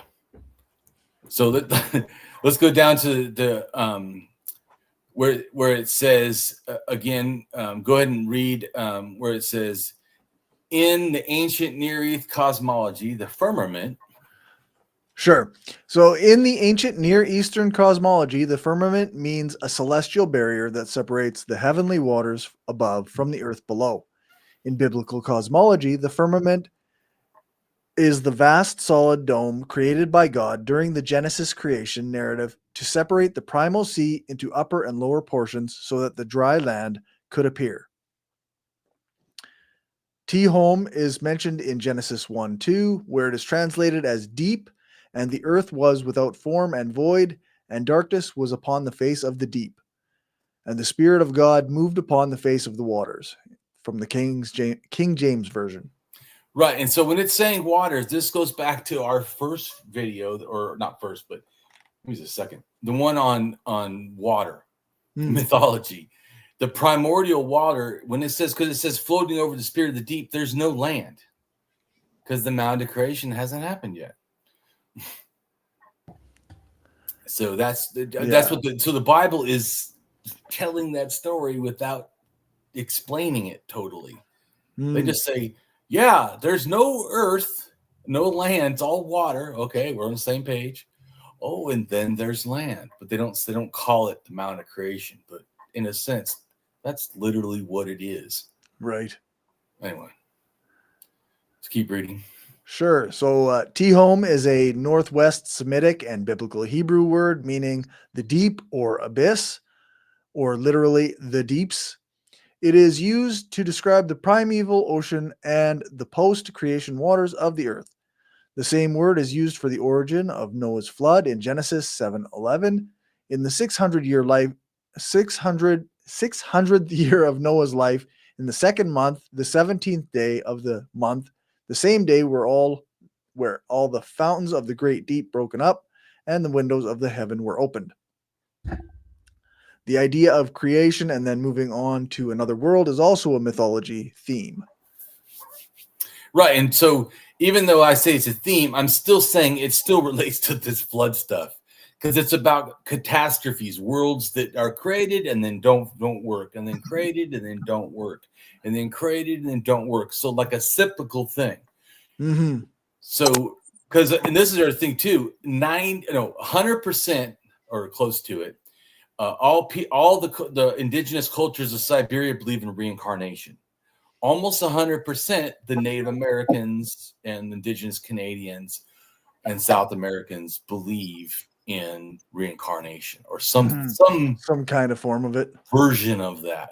And so that is what I think you're seeing here. Even the flood, everything is destroyed, supposedly everything is destroyed, and then it's in a sense recreated, right? And so this is why I'm trying to show these. So the Puebloan idea for it of the four worlds, and then the Jewish Kabbalah four worlds, it's the primordial world. It's literally the same. They're talking about the same thing, even though they never interacted. Their mythology sure did. So right. Go ahead and read it. Okay. Hopi creation mythology has four worlds. Barry Pritzker writes, according to Hopi legend, when time and space began, the sun spirit Tawa created the first world, in which insect-like creatures lived unhappily in caves. With the goal of improvement, Tawa sent a spirit called Spider Grandmother to the world below. Spider Grandmother led the first creatures on a long trip to the second world, in which they took on the appearance of wolves and bears. As these animals were no happier than the previous ones, however, Tawa created a new third world, and again sent Spider Grandmother to convey the wolves and bears there. By the time they arrived, they had become people. Spider Grandmother taught them weaving and pottery, and a hummingbird brought them a fire drill. Four worlds, sometimes counted with a primordial world, Adam Kadmon, and called the five worlds, are the comprehensive categories of spiritual realms in Kabbalah, esoteric method discipline, and school of thought in Jewish mysticism. In a descending chain of existence, in Kabbalah, Adam Kadmon, sometimes abbreviated as AK, is the first of four worlds that came into being after the contraction of God's infinite light. Damien says spirituality is different from religion. No, this isn't me saying it. This is someone saying this. Someone says this to you. Yeah, okay. Because they don't know what they're talking about, and they think they do, but I know more than them. And they said, Damien, spirituality is different from religion. So I explained it to them. Sure. So your response is they are kind of different. Spirituality is a form of animism to me, and all religions have some form of animism thinking. Thus, they are still similar. Right. In other words, what religion doesn't agree that if people have a soul that lives on after their death? Right. If they do, and they think there's a thing called souls, they're an animist. Well, they could be something else, but they're at least that. Do you believe in spirits in the world? You're a spiritist in a sense. Your other things also, like theism is just because there's also polytheism. There's different ways of explaining what you believe. Of course, atheist is not simple. I mean, I'm an atheist. Right. I don't believe. I'm also a rationalist. Like you guys both are skeptics. You don't believe all the other non-atheist stuff, all this other spirit or magic or whatever, faith, healing, prayer, any of this other nonsense. That in a sense, somebody who says the word atheist just means to not be a theist, in other words, not a God believer. You could still be a religion and not God believer. But I think you both, at least I know for me, but for you both, probably skepticism would say you also don't believe the rest of the stuff, the woo-woo. And for me, as a rationalist, I come to that same conclusion. As shit's not rational, the fuck am I going to believe non-rational stuff? Yeah. So, yeah. It's contradictory in itself. I mean, if you pray, it should be blasphemous. You either believe that God has a perfect plan for you in your life, right, or you don't, and you spend most of your life praying in vain for him to change his mind, or giving him better suggestions for solutions than he can come up with himself. And so I think it's if you're a person of faith, I think praying is a blasphemous act. Well, it's an act of doubt. Right. Because unless you're praying, Lord, thy will be done, not mine. I mean, unless that's what you're saying all the time, to infinitum, and think that has a purpose, that there's a God somewhere that cares that you did this. So just think, if you didn't do it, is he going to care? If he didn't care, would that make him a good God? I mean, it's just, I don't think that any of this stuff, if you just barely think of it rationally, none of it makes sense. Which is, it's one of Jesus's 3 prayers before his crucifixion. He prays in the Bible. Jesus prays to God 3 times for God to change his mind because he doesn't want to die. And one of his prayers is, if this be your will, take the cup from my hand. And so, like, with Jesus not demonstrating not wanting to die and then crying on the cross, why have you forsaken me? Doesn't demonstrate anybody who knows the plan or trusts in the plan. It demonstrates somebody who doesn't know, like, what's going on. Right. And is not the one in control of the plan, because supposedly he should know all this. So, I mean, but Jesus also makes claims that the Father is greater than I. So, I mean, he literally says, I'm not God and God's better. Anyway, but I was going to say, too, the interesting thing about Jesus' death, remember, he gets speared in the side and water comes out, and they see it as a magical meaning. Well, yeah, water always has a magical meaning.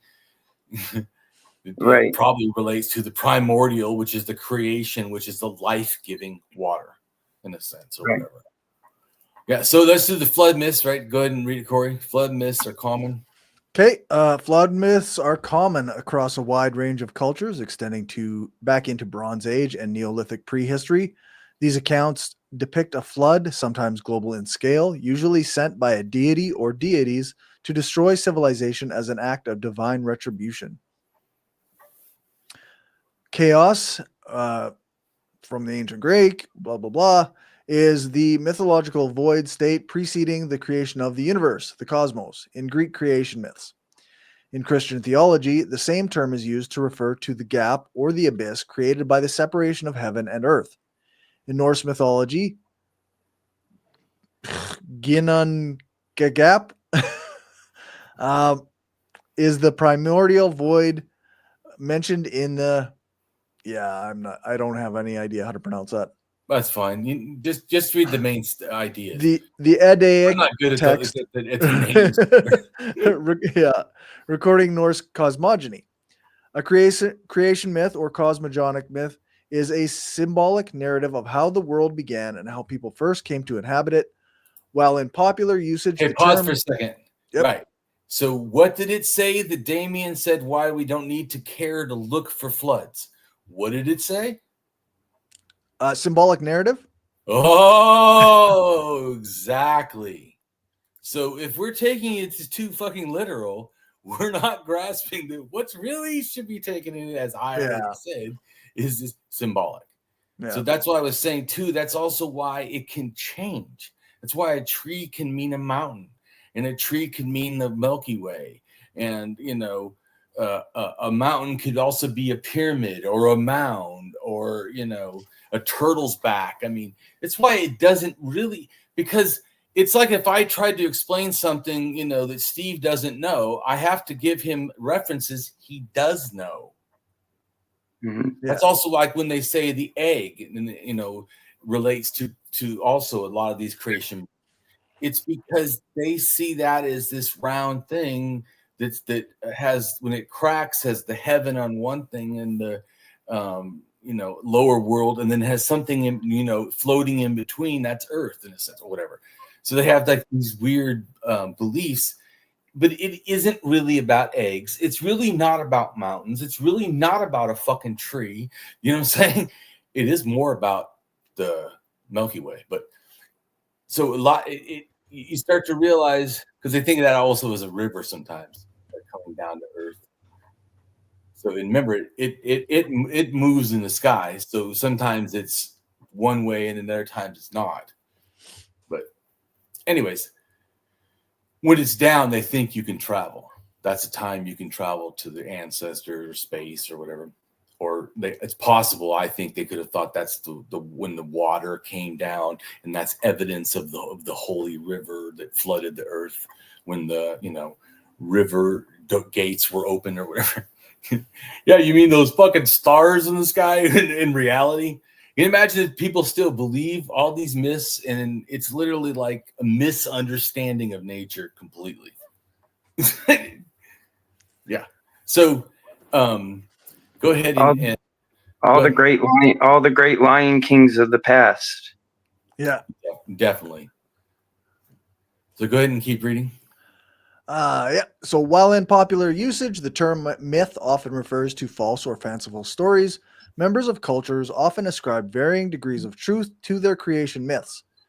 In the society in which it is told, a creation myth is usually regarded as conveying profound truths, metaphorically, symbolically, historically, or literally. They are commonly, although not always, considered cosmogonical myths. That is, they describe the ordering of the cosmos from a state of chaos or amorphousness. Creation myths often share a number of features. They often are considered sacred accounts and can be found in nearly all known religious traditions.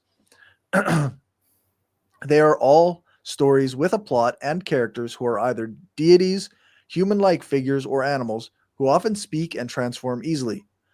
They are often set in a dim and non-specific past that historian of religion Mircea Eliade termed in And pause for a second. So Mircea Eliade, there's archaeologists that don't like that dude. They can see him as coming up with ideas that aren't true.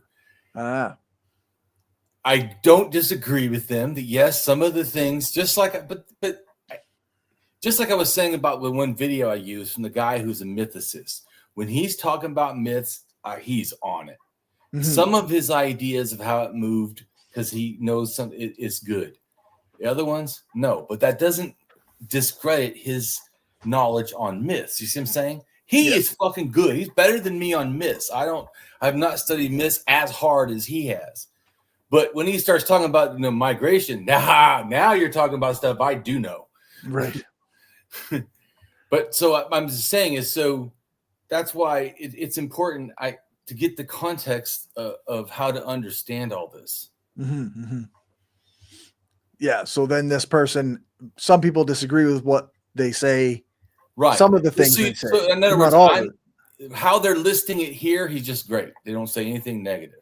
Right. I'm just saying, here's this thing. Giving you a warning that some people consider some of his stuff to be pseudoscience or whatever. I'm just saying. Although I know that after understanding as much as I do about both the archaeology, the DNA, the language, and the mythology, some of the things that before I would, if I didn't know, I thought he's ridiculous.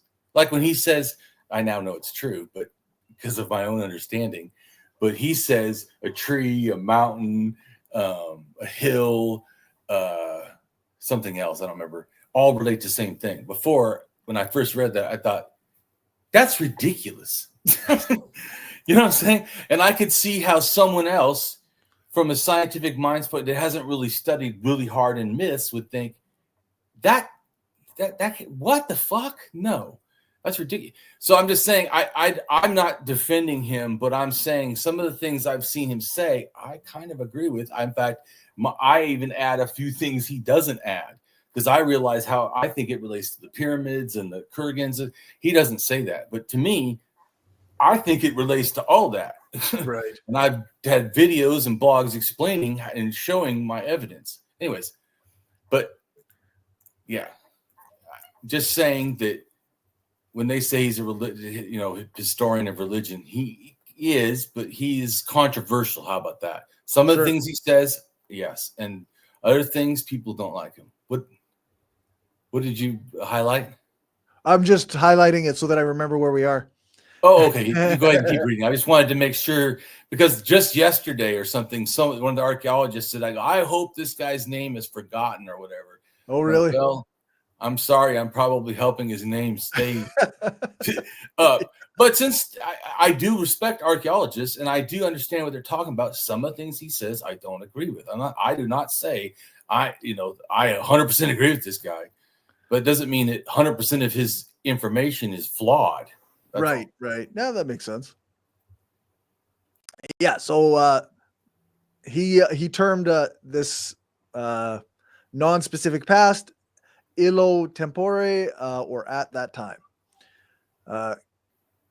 Creation myths address questions deeply meaningful to the society that shares them, revealing their central worldview and the framework for the self-identity of the culture and individual in a universal context. Creation myths develop in oral traditions and therefore typically have multiple versions found throughout human culture. They are the most common form of myth. A flood myth or a deluge myth is a myth in which a great flood, usually sent by a deity or deities, destroys civilization, often in an act of divine retribution. Parallels are often drawn between the flood waters of these myths and the primeval waters which appear in certain creation myths, as the flood waters are described as a measure for the cleansing of humanity in preparation for rebirth. Most flood myths also contain a culture hero. And pause for a second. The rebirth also is used in Buddhism instead of the word reincarnation. So I'm just showing you that these words are related, and probably the concept is also related. Okay. Sorry, go ahead. Yeah. Also contain a culture hero who represents the human craving for life. The flood myth motif occurs in many cultures, including the Manvantara Sandhya in Hinduism, the Deucalion and Pyrrha in Greek mythology, the Genesis flood narrative, the Mesopotamian flood stories, and the Cheyenne flood story. Cultures around the world tell stories about a great flood. In many cases, the flood leaves only one survivor or group of survivors. For example, both the Babylonian Epic of Gilgamesh and the Hebrew Bible tell of a global flood that wiped out humanity and of a man who saved the Earth species by taking them aboard a boat. Similar stories of a single flood survivor appear in Hindu mythology, where Manu saves the Earth from the deluge by building an ark, as well as Greek, Norse mythology, Inca mythology, and Aztec mythology. The flood narratives, spanning across different traditions such as Mesopotamian, Hebrew, Islamic, and Hindu, reveal striking similarities in their core elements, including divine warnings, ark construction, and the preservation of righteousness, highlighting the universal themes that thread through diverse religious beliefs.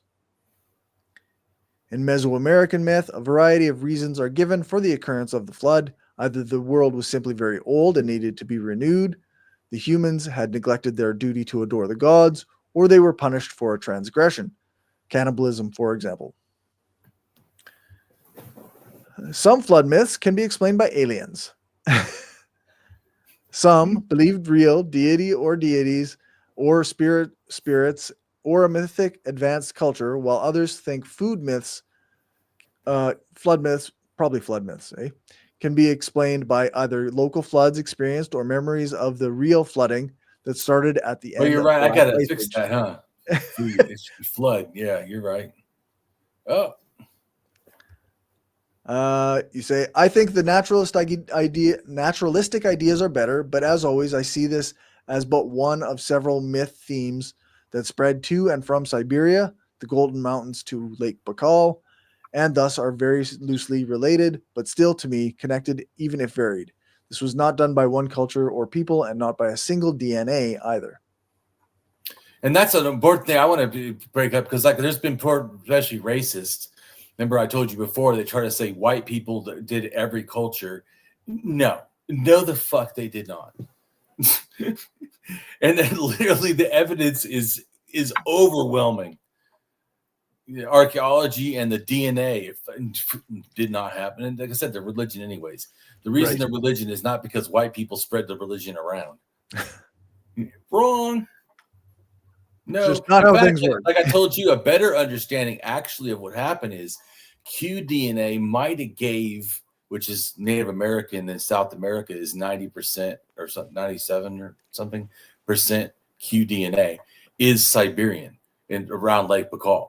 And that DNA was in the Sumerians. And the Sumerian, I think that is probably why the Sumerian language is an outliner, because I think it probably relates to the Yensin, the Dane languages.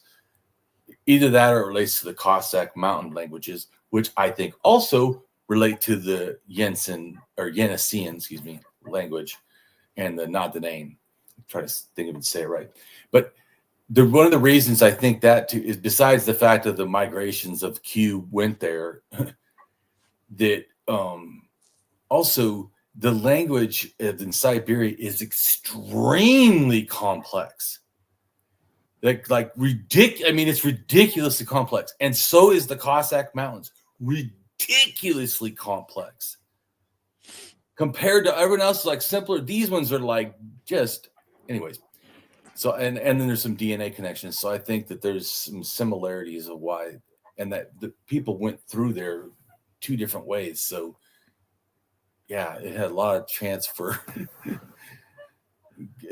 interaction to get the both language and then mythology and whatever. Right. But, yeah. So and then this right here is talking about Siberian flood myths. The Ket people is the Yeniseian language. It's the only one left. And they're also sexist. In fact, they were too sexist for Russians. The Russians government forced them to be not as sexist, even though that was their cultural practice. But so I think that is the ideas that go into the Middle East and make the Middle East really sexist compared to, anyways. So these anyways, but the Ket people's mythology, whatever, is the one that went over to the Americas. There's a pretty good connection to this language and that.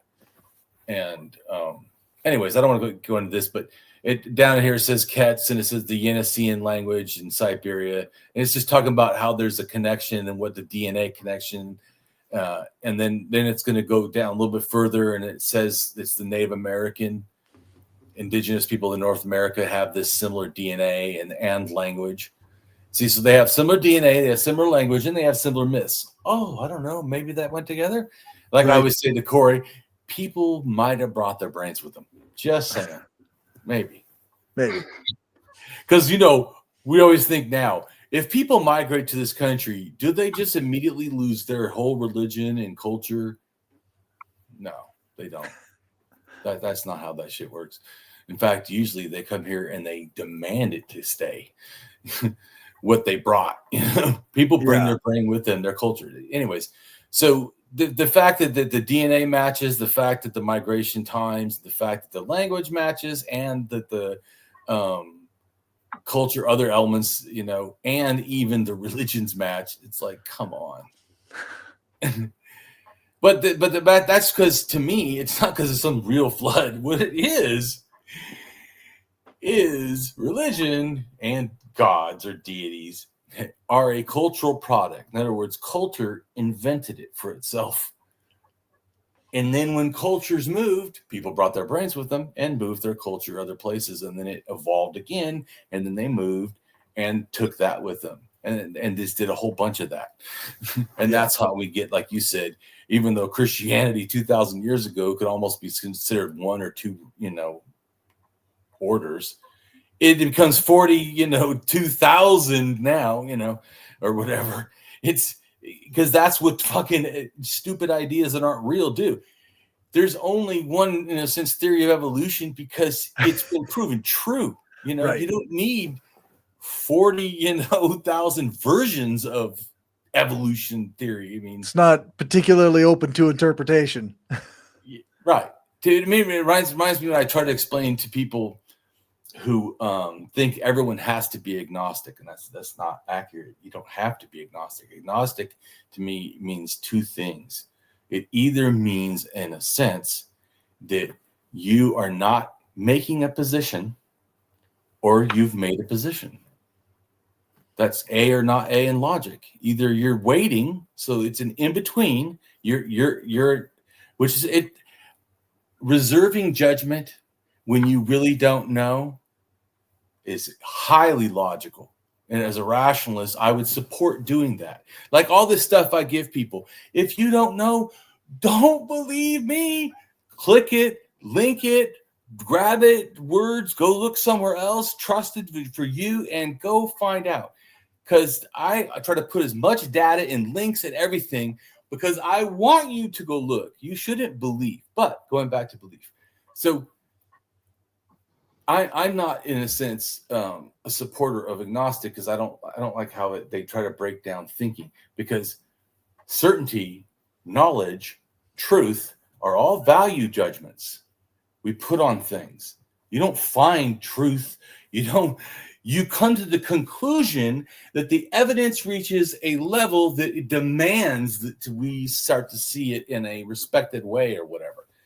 You don't find one piece. Anyways, so that's where, to me, going back to like, it's not unrational though to not, if you don't know, to wait, to not make a judgment. It's like, and to me, it's epistemic humility. There's a plenty of shit I don't know. Even like when that guy was talking, I know more about some of the migrations, but when he tries to say it had to come from this place at this time with that myth, I don't feel as comfortable because I haven't. I like to know that I've researched the shit myself. I don't do guessing. So I have to be reserved judgment sometimes and say, I don't know. Which is not. That's always something to say is that there's nothing wrong with that, but don't tell me I have to have that position. Once I can get knowledge, which I try to offer a lot and show, then you should have new conclusions from the new knowledge, or at least be open to it. Exactly.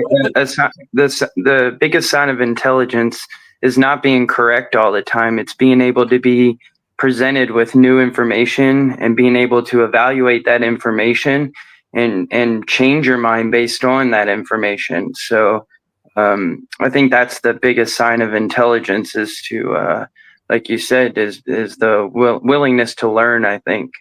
Yes. I think that wisdom is often the willingness to learn. I think in wisdom in general is a passive sort of a state, even though it's active. In other words, wisdom is not aggression. Right. Wisdom is generally the lack of aggression or the desire to act in a different way. So to me, wisdom is just like, to me, when I've heard it before say wisdom is kindness or kindness is the first act of wisdom. Because wisdom is a reserving. It's not an aggressive attack. Mm-hmm. Wisdom, wisdom, because generally someone who's wise slows down and thinks. If you're slowing down and thinking, you're not acting impulsively in a sense. So it's the act of non-impulsive thinking. Mm-hmm. And then doing reflective thinking. And then also one of the hard things for everyone to do is intellectual honesty to yourself, not even to someone else, but to yourself. And that goes back to, I think, belief relinquishment, the willingness to let what we believe go. That's It takes an honesty, an intellectual honesty. And like I said, for me, it was fast because as a rationalist, I really, without even wanting to, I care about what's rational. So as soon as, for me, when I realized that the devil and all these things, I didn't even understand the Bible correctly, and the Bible doesn't even say what I thought, and then explaining what it was, I just realized this is all bullshit. And right. So well, God should manifest. If God was real, God should manifest in anybody's life. Like you said, there should be a singular truth, and that singular truth shouldn't be taught through a book, through a prophet or a teacher. Like gravity. For one, we can't see that, but it exists in our life. If you hold out your phone and drop your phone is going to drop, and so God should manifest in those same principles. If he did exist, the fact that he goes, if he did exist and goes through such extreme measures to hide himself is also another concerning aspect of that religion, and could be another reason for the 45,000 different denominations. Yeah, for Christians. Yeah, I generally don't even say God and then put he, or because to me, understanding all these different things, to me, the first deities were probably animals. Then the second one was females. Animals, I think, from 15 to 13,000, whatever's animals. And then from about 11 to 10,000 becomes, I think, female goddess, because that's to do with wheat and the crop and stuff. And then I think later, either at mildly possible that the sky god was doing something like rain to the wheat, and thus it makes it grow together. So it could have been even dual deities, but the emphasis was on the female, not on the but I'm not totally sure. But I am sure that by 7,000, it is 100% sure that the male deity is coming around and then takes over the female's position. Because women used to have a bench to the goddesses. They have a bench to sit on, because sitting is not actually hunter-gatherers a normal thing the way they do it. They always have a chair, in a sense. So the fact of was elite. It's showing hierarchy. It's showing, but it actually started, I think, not even at hierarchy. It was like stools, and stools had to do with pregnancy, to give birth. They had birthing stools, in a sense. So birthing stools becomes, in a sense, chairs, and then women are the ones that were the religious elite. But then by 7,000, sexism kicks in hardcore. Male clans take over all over Asia and Europe, North Africa. They just take over all the other clans, because it was probably either, non-male or female centric either, or it was mildly female centric and a few male centric. But then all the male ones, just because of war and stuff, just took over. And they come from Siberia. Western Siberia starts making forts at 8,500. And then at 7,000, they build the Proto-Kurgan, which is like a mount of creation, whatever. And I think it relates to later the pyramids in Egypt and all that. But so this mound had the oldest warrior and stuff, and it had types of armor and stuff. They were like out in Siberia. They're like, what the fuck? What is this dude is like loaded up like he's like gonna go to real battles. Why are they battling? But like I said, also, and then those structures by 7,000 move into Ukraine, and then move into other parts of Germany, whatever, Europe, and then that turned out to be a female soldier, by the way, didn't it? There is female burials, but the one I'm talking about, it's a male burial. I can get it 7,000 pre-Kurgan from Siberian times. But anyways, so no, it is a male. But you're right. There's a thing called actually, there's two things that happened. Speaking of which, talking about Siberia. So one is called the Siberian Princess, that actually was a guy. Right. They thought it was a guy, and it turned out to be a woman. Right, because it might be person's transgender. Here's a clue, people that are. Well, they also didn't. The women's role wasn't a soldier as well. So they, when they found the tomb, they automatically expected it to be a man, just on misogynist views, saying that a woman could never be a soldier. But like I told you, R1A is North Europe, and Q is North Europe, and C is North Europe, and all of these cultures are more or less sexist than R1B cultures, like they are related to Middle East and to Southern Europe. All of those have a higher, like the Romans were extremely sexist. So, but some of that was also anti-Etruscan, because Etruscan women were polyamorous and the children didn't know who their father was. In a Roman mentality, I'm not saying every woman was like this, but in a Roman mentality, that's the Etruscans, which they did do some of that. But I'm just saying, also people are bigoted, so who knows exactly. But anyways, the Roman women, compared to the Etruscan women could have their breasts out, which also they did at Minoan, because it's more female centric. So when you have the more sexist Romans, they say, cover up the breast, it's ugly. And so but I'm just saying some of that could be sexism, but some of it also could just be anti this other culture that was great and we hate them, but we're taking all their stuff because they're like, I don't know, 80% Etruscan sort of like beliefs and behaviors, even like the horse racing, not theirs, it's Etruscan. The building aqueducts, it's Etruscan. Building mausoleums, oh, that's Etruscan.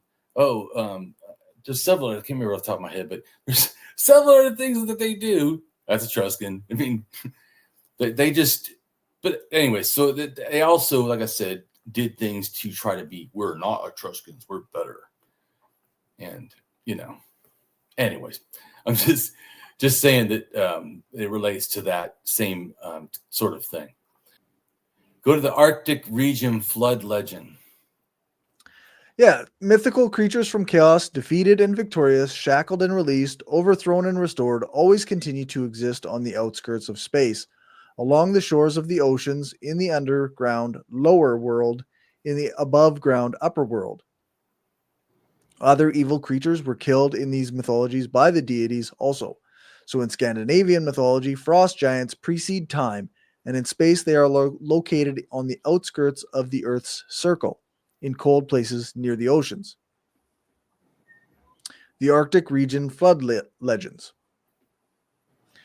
In the far northern regions of this continent, we find the Dene people who inhabit much of Alaska and the northwestern parts of Canada.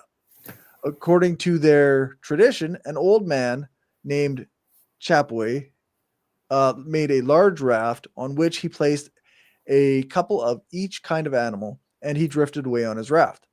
Wait a minute. Have we heard that before? You're like, hold on. Someone's myth sounds the same. Yeah. The flood covered the entire earth for a long time, including the highest mountains of the Rockies.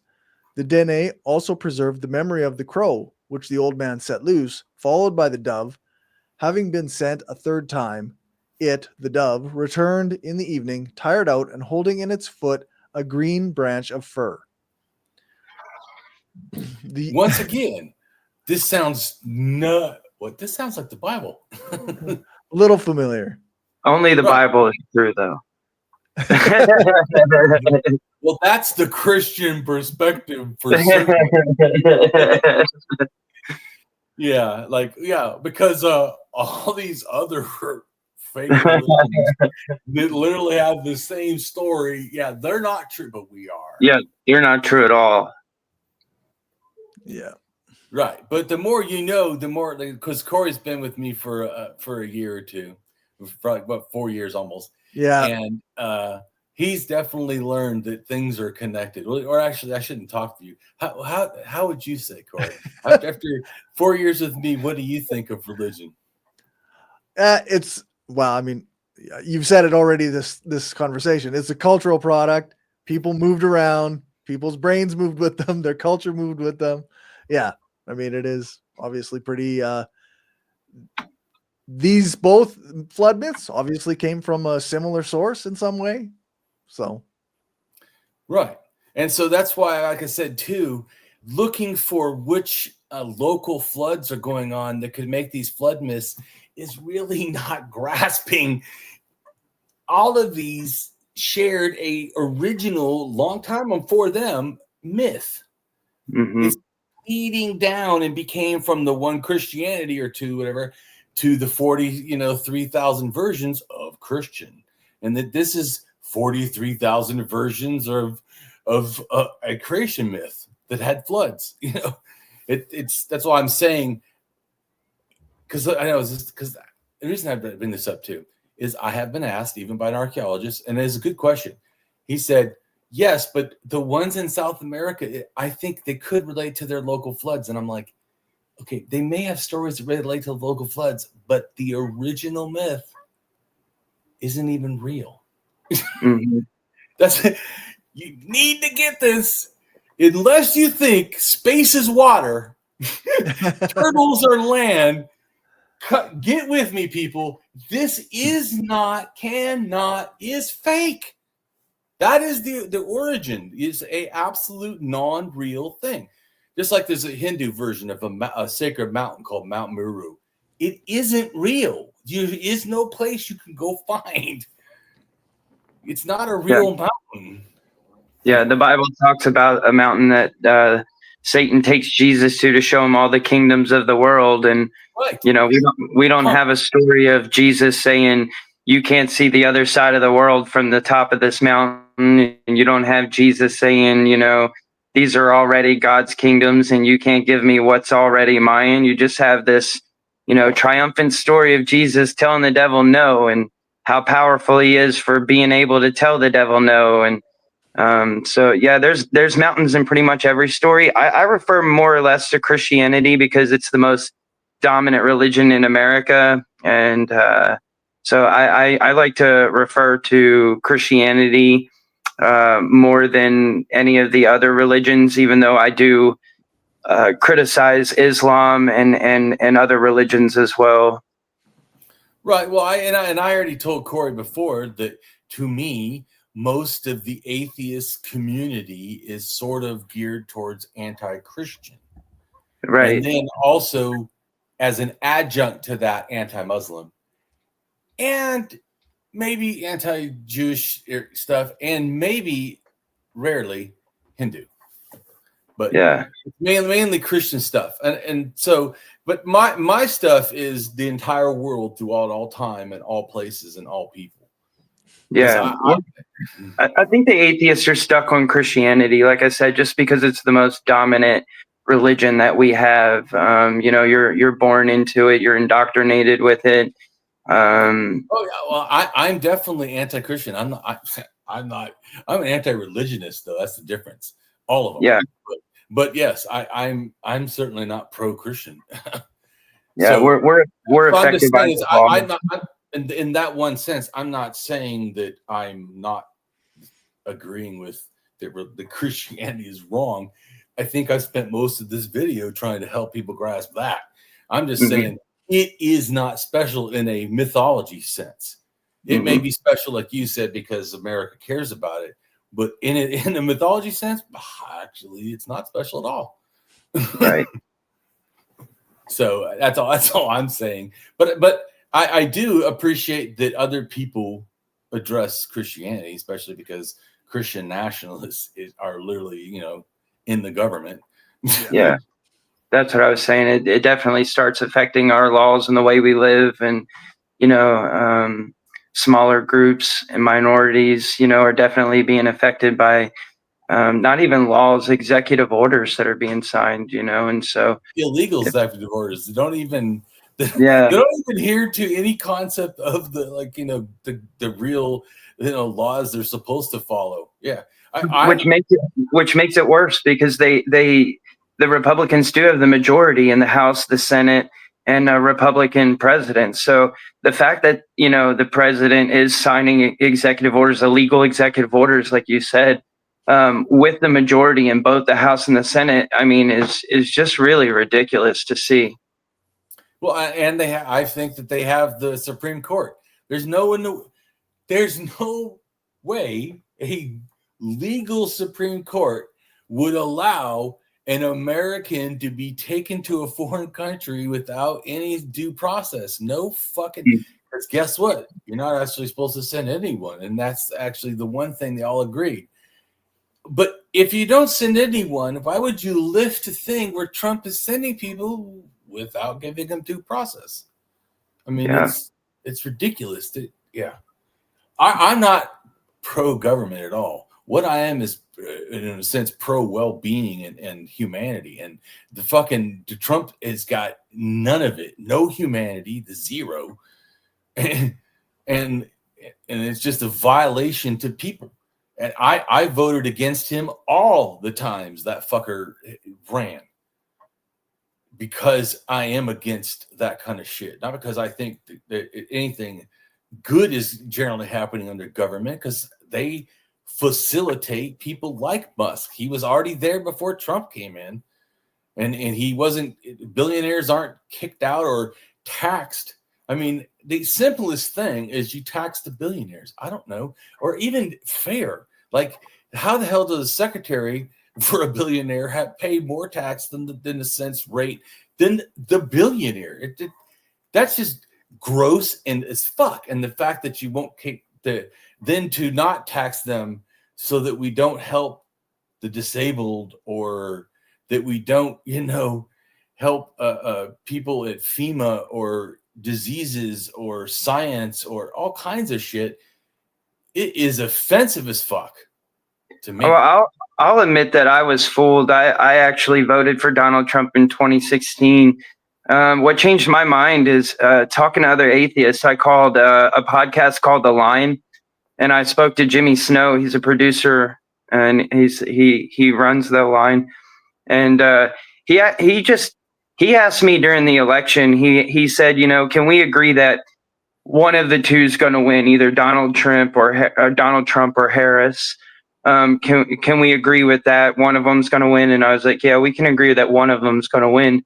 And then he was like, and out of the two, he was like, and I'm not saying that the Democrats are going to give, people, any type of human rights, but out of the two that are running, what's more likely, Donald Trump, supporting LGBTQ communities, or Harris, and I was like, and he's like, and again, we're not saying that they're going to, we're saying which one's more likely. And so, answering his questions honestly, I would have had, I had to go, I was like, well, Harris. And he was like, so now we have to ask Stephen, where your morals are and what you want to stand for and believe in, and what side of the aisle, you think history is going to, look at. And so, I can honestly, as trying to connect with maybe some of the viewers, as I was fooled. I was one of the people that was fooled. America First sounded like a great idea, but I'll take this time to also say that the only thing nationality does is it makes you hate groups of people that you might not ever meet or ever know in your whole entire life. But you don't like them anyway. And so that's really all nationality does. And it took me a long time to learn that, you know what I mean? And so I was one of the people that was fooled and that voted for him in 2016. But again, I feel like intelligence is being able to be presented with that information, to be able to see that you made a mistake, rectify that mistake, and, move on.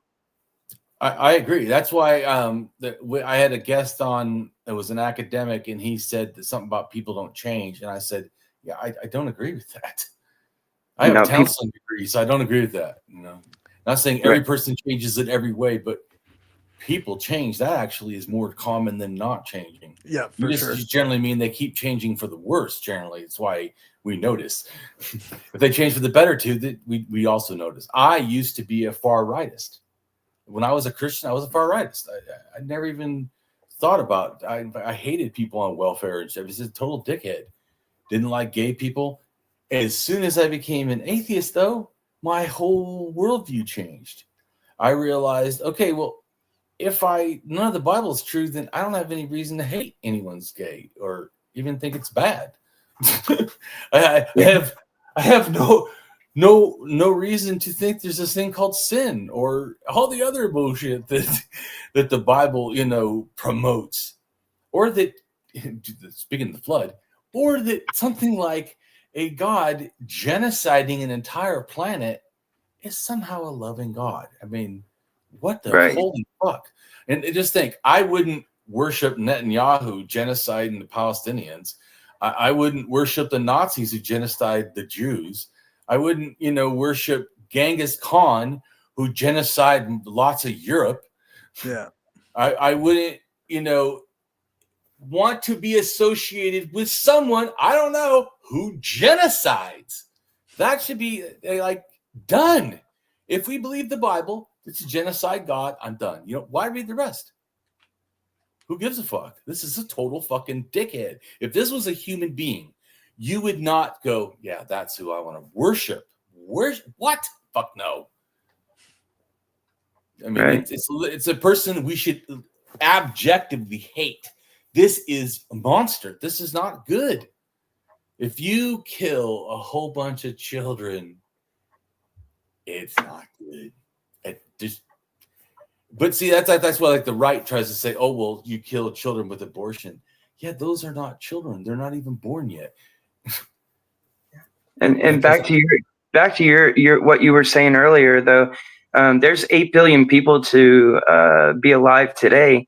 And so if we even give any credibility to Jesus whatsoever, and just we'll say he's an historic person and he died for everybody's sin, the real question comes down to, why people still die then. If Jesus paid the ultimate price that we owe to God, which is obviously Semitic bodily harm, then we the only thing that we're given that's certain in life is death. And so, if you believe that Jesus died for you and your sins, you should be out sinning as much as possible, so that Jesus's death wasn't in vain. But even if Jesus came back and we gave him that truth, and he came back to judge the world, there's been 217 billion people to exist. And so, obviously we can say that Jesus is obviously God if he's there judging the world. So he can maybe judge your entire 80-year life in a second, but that would still be 217 billion seconds. And Christians can't use the excuse that a day in heaven is 1,000 years on earth, because Jesus actually comes back to earth on a cloud. This is hence the second coming. And so he's on earthly time, which is just the rotation of the earth to the sun. And so this would be 217 billion seconds, which is estimated to be about, 3,768 years. So it's going to take Jesus, if he came back right now, longer to judge the earth than it did for him to even come back the second time. And we know with population growth that, population size doesn't grow just like 50, 100, 150, 200. It's actually like 50, 400, 1,000, 80,000, and so on. And so there's not really a common theme there. It's and so the longer it takes Jesus to come back, the longer it takes him to also judge the world, which is a fallacy in itself.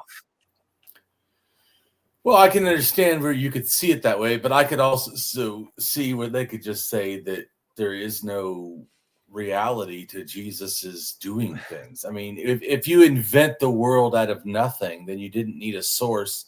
It's not like that's the God in a sense, if you believe, I don't believe, but if you believed in creationism, that you believe that there was nothing but God, and then God created whatever.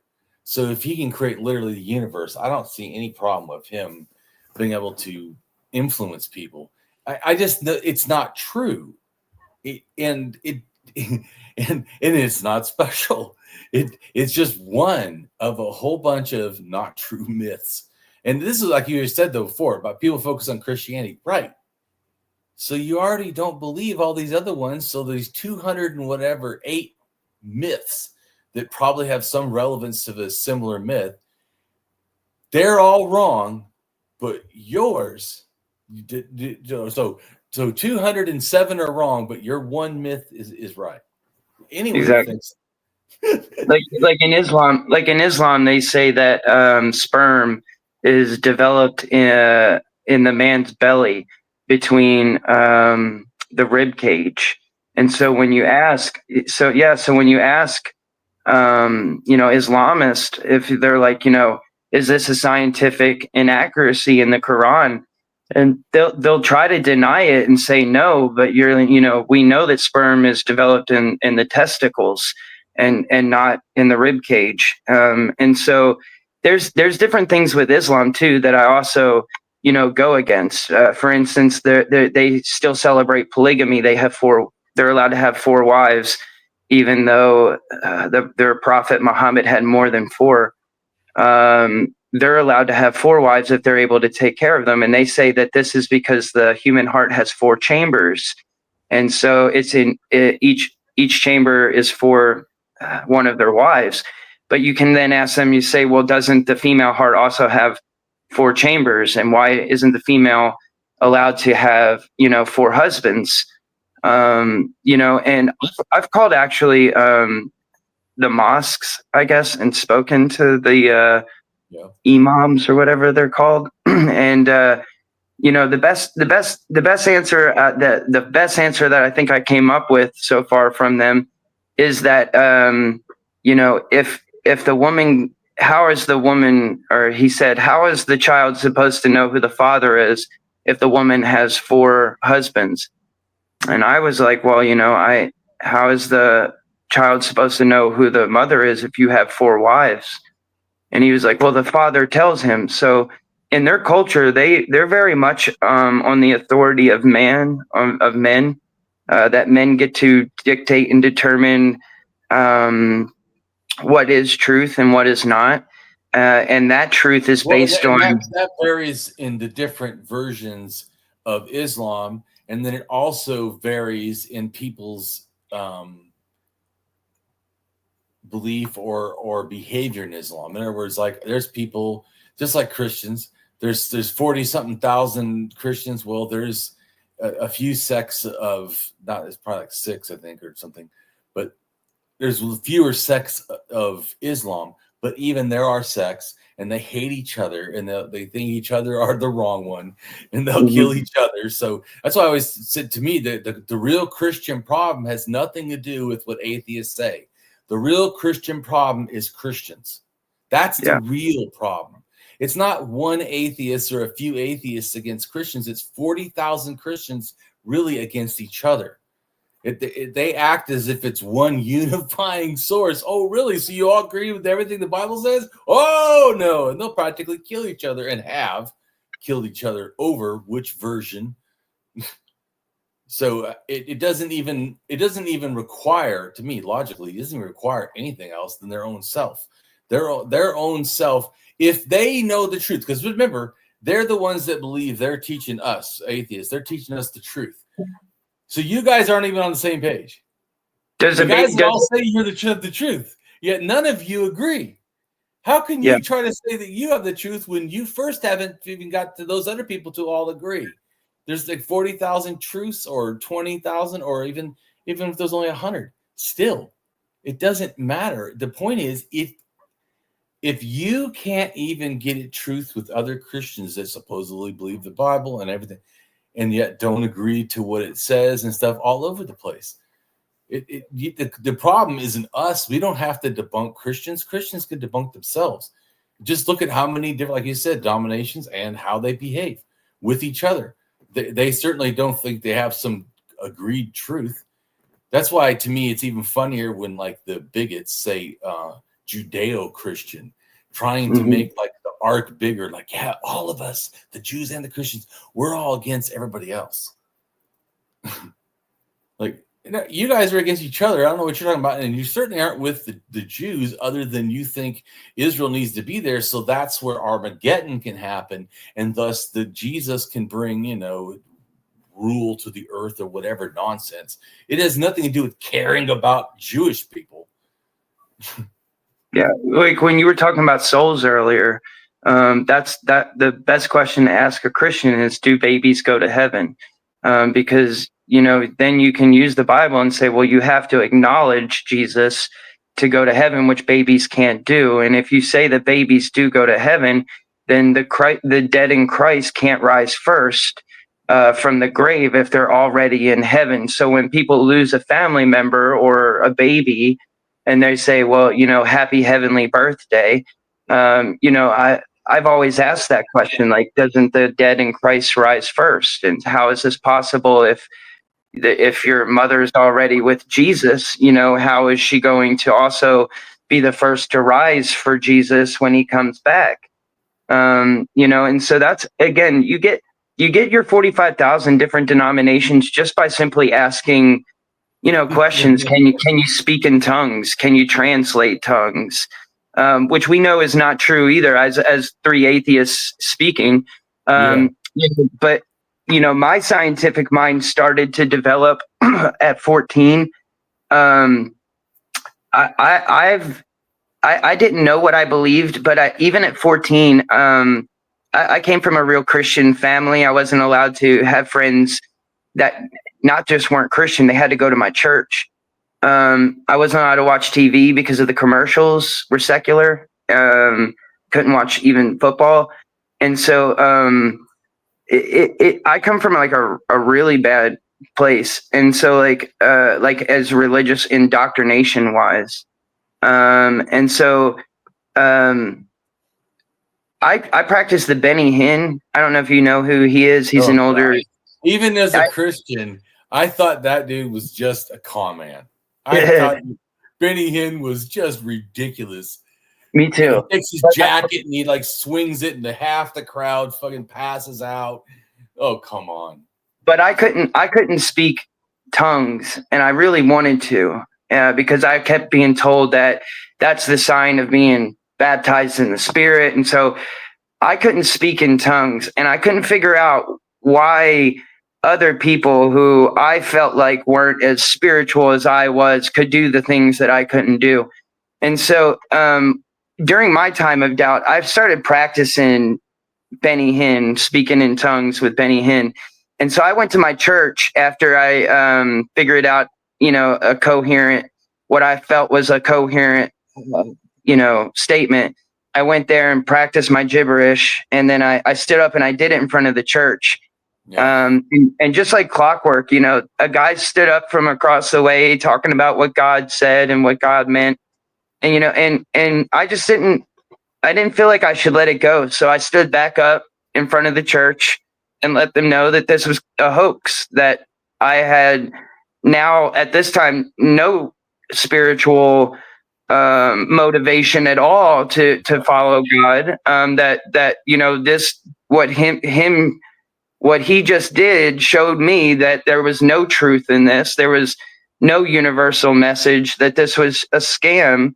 And so, but from there, I didn't, you when you're indoctrinated that much, you just move on to the next thing. You know what I mean? That's where I picked up my Islamic, not beliefs, because I just started going to the mosque with some Islamic friends, going to dinner with them. And it was more of like a sense of a community, rather than a belief.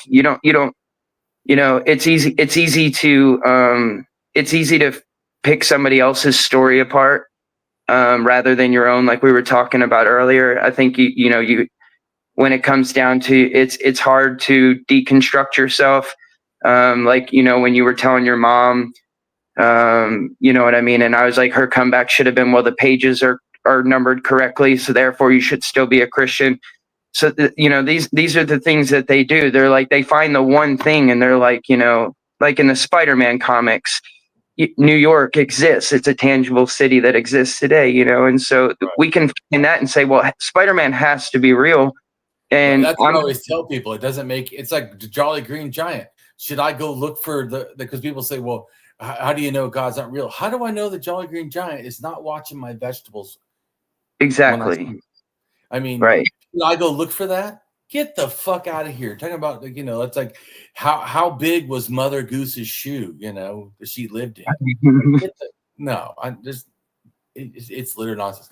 But going back to how things relate, though, remember, like baptism, you said baptism is in water is the belief in magical water, which very closely actually like Ukralic stuff from Finland and Sweden, the mythology. They have a belief that water is the underworld. When you go down, you die. So the thought of like baptism is that you go down, die, and when you come back, oh, you're alive again. You see what I'm saying? Mm-hmm. So, because also they believe you go down the water and you end up in heaven. Because anyways, but it's a mythology. But I'm saying I think it relates kind of that thing of like baptism, where you're born again, like you're filled with the Spirit, because now you're different because you went under the water. And then same thing, I think even a version of, in a sense, holy water. It's a thinking that water is magical, which of course we all know is not true. Yeah, and Jesus is baptized in the Bible, and it says in the Bible that God is not a man and not a son of man, that he should repent. And so baptism is a repentance. And so when Christians try to use that example of, well, Jesus was just showing an example, Jesus was showing an example by going against the biblical text and doing exactly what Jesus was told not to do. It says that God, isn't a man or a son of man that he should repent, and then Jesus goes and repents. So there's a lot of like even But what actually funny is too is God actually repents of doing Yeah. evil to Israel or whatever, people, children of Israel, were says Mhm. that he repents. So I mean, the Bible literally says that. But anyways, just to wrap up with the stuff, I think that it's important to like I said, there's more videos. I think the next one is going to be on. Let me go look real quick. I think it's going to be on the deities, how Sky Father and Earth Mother, I think. So because we finally gotten to enough in our series of mythology. Let me look. Yep. Sky Father, Sky Mother, high gods, or similar gods, goddess of the sky, more loosely connected, seeming arcane mythology seen across the earth in Siberia, China, Europe, Native American, First Nation peoples, and Mesopotamia, etc. That's the next week's or whatever next time we do it video, whatever, Cool. not next week. So, anyways, I appreciate you joining also. I appreciate you letting me join, Corey. It's great to meet you.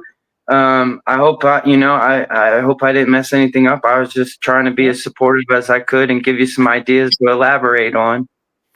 Yeah, no, I think it was great, and I appreciated you helping with us too, Corey, and doing your reading and stuff. Thank you. Yep. All right, everybody. Don't believe mythology. Religion is just a cultural product and moved in cultural migrations. Not real. Yeah, that's right. All right, take care.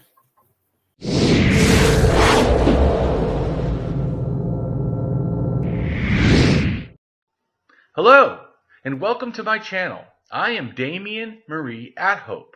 In the simplest terms, I am an atheist-humanist philosopher and prehistorical writer-researcher at DamienMarieAtHope.com.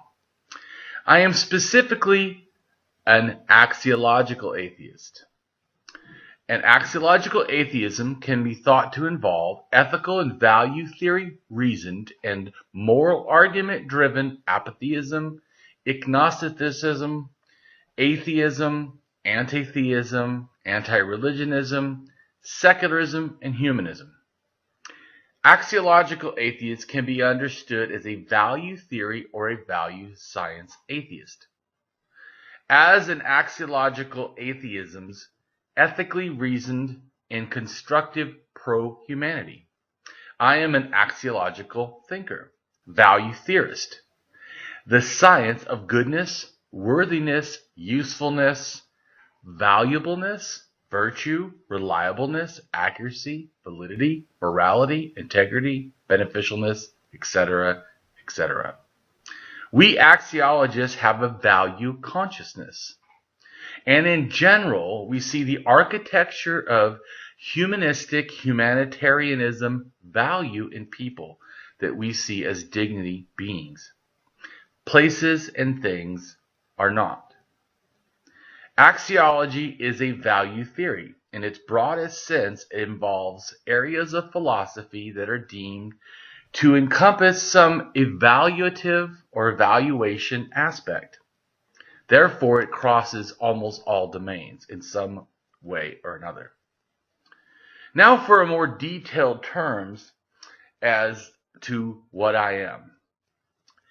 I am an axiological atheist, an anti-theist, an anti-religionist, secularist, humanist, rationalist, writer, artist, poet, philosopher, advocate, activist with schooling in psychology, sociology, as well as I am an autodidact, self-taught in science, archaeology, anthropology, and philosophy. I promote science and am against pseudoscience, pseudohistory, pseudomorality, things that are found in religion.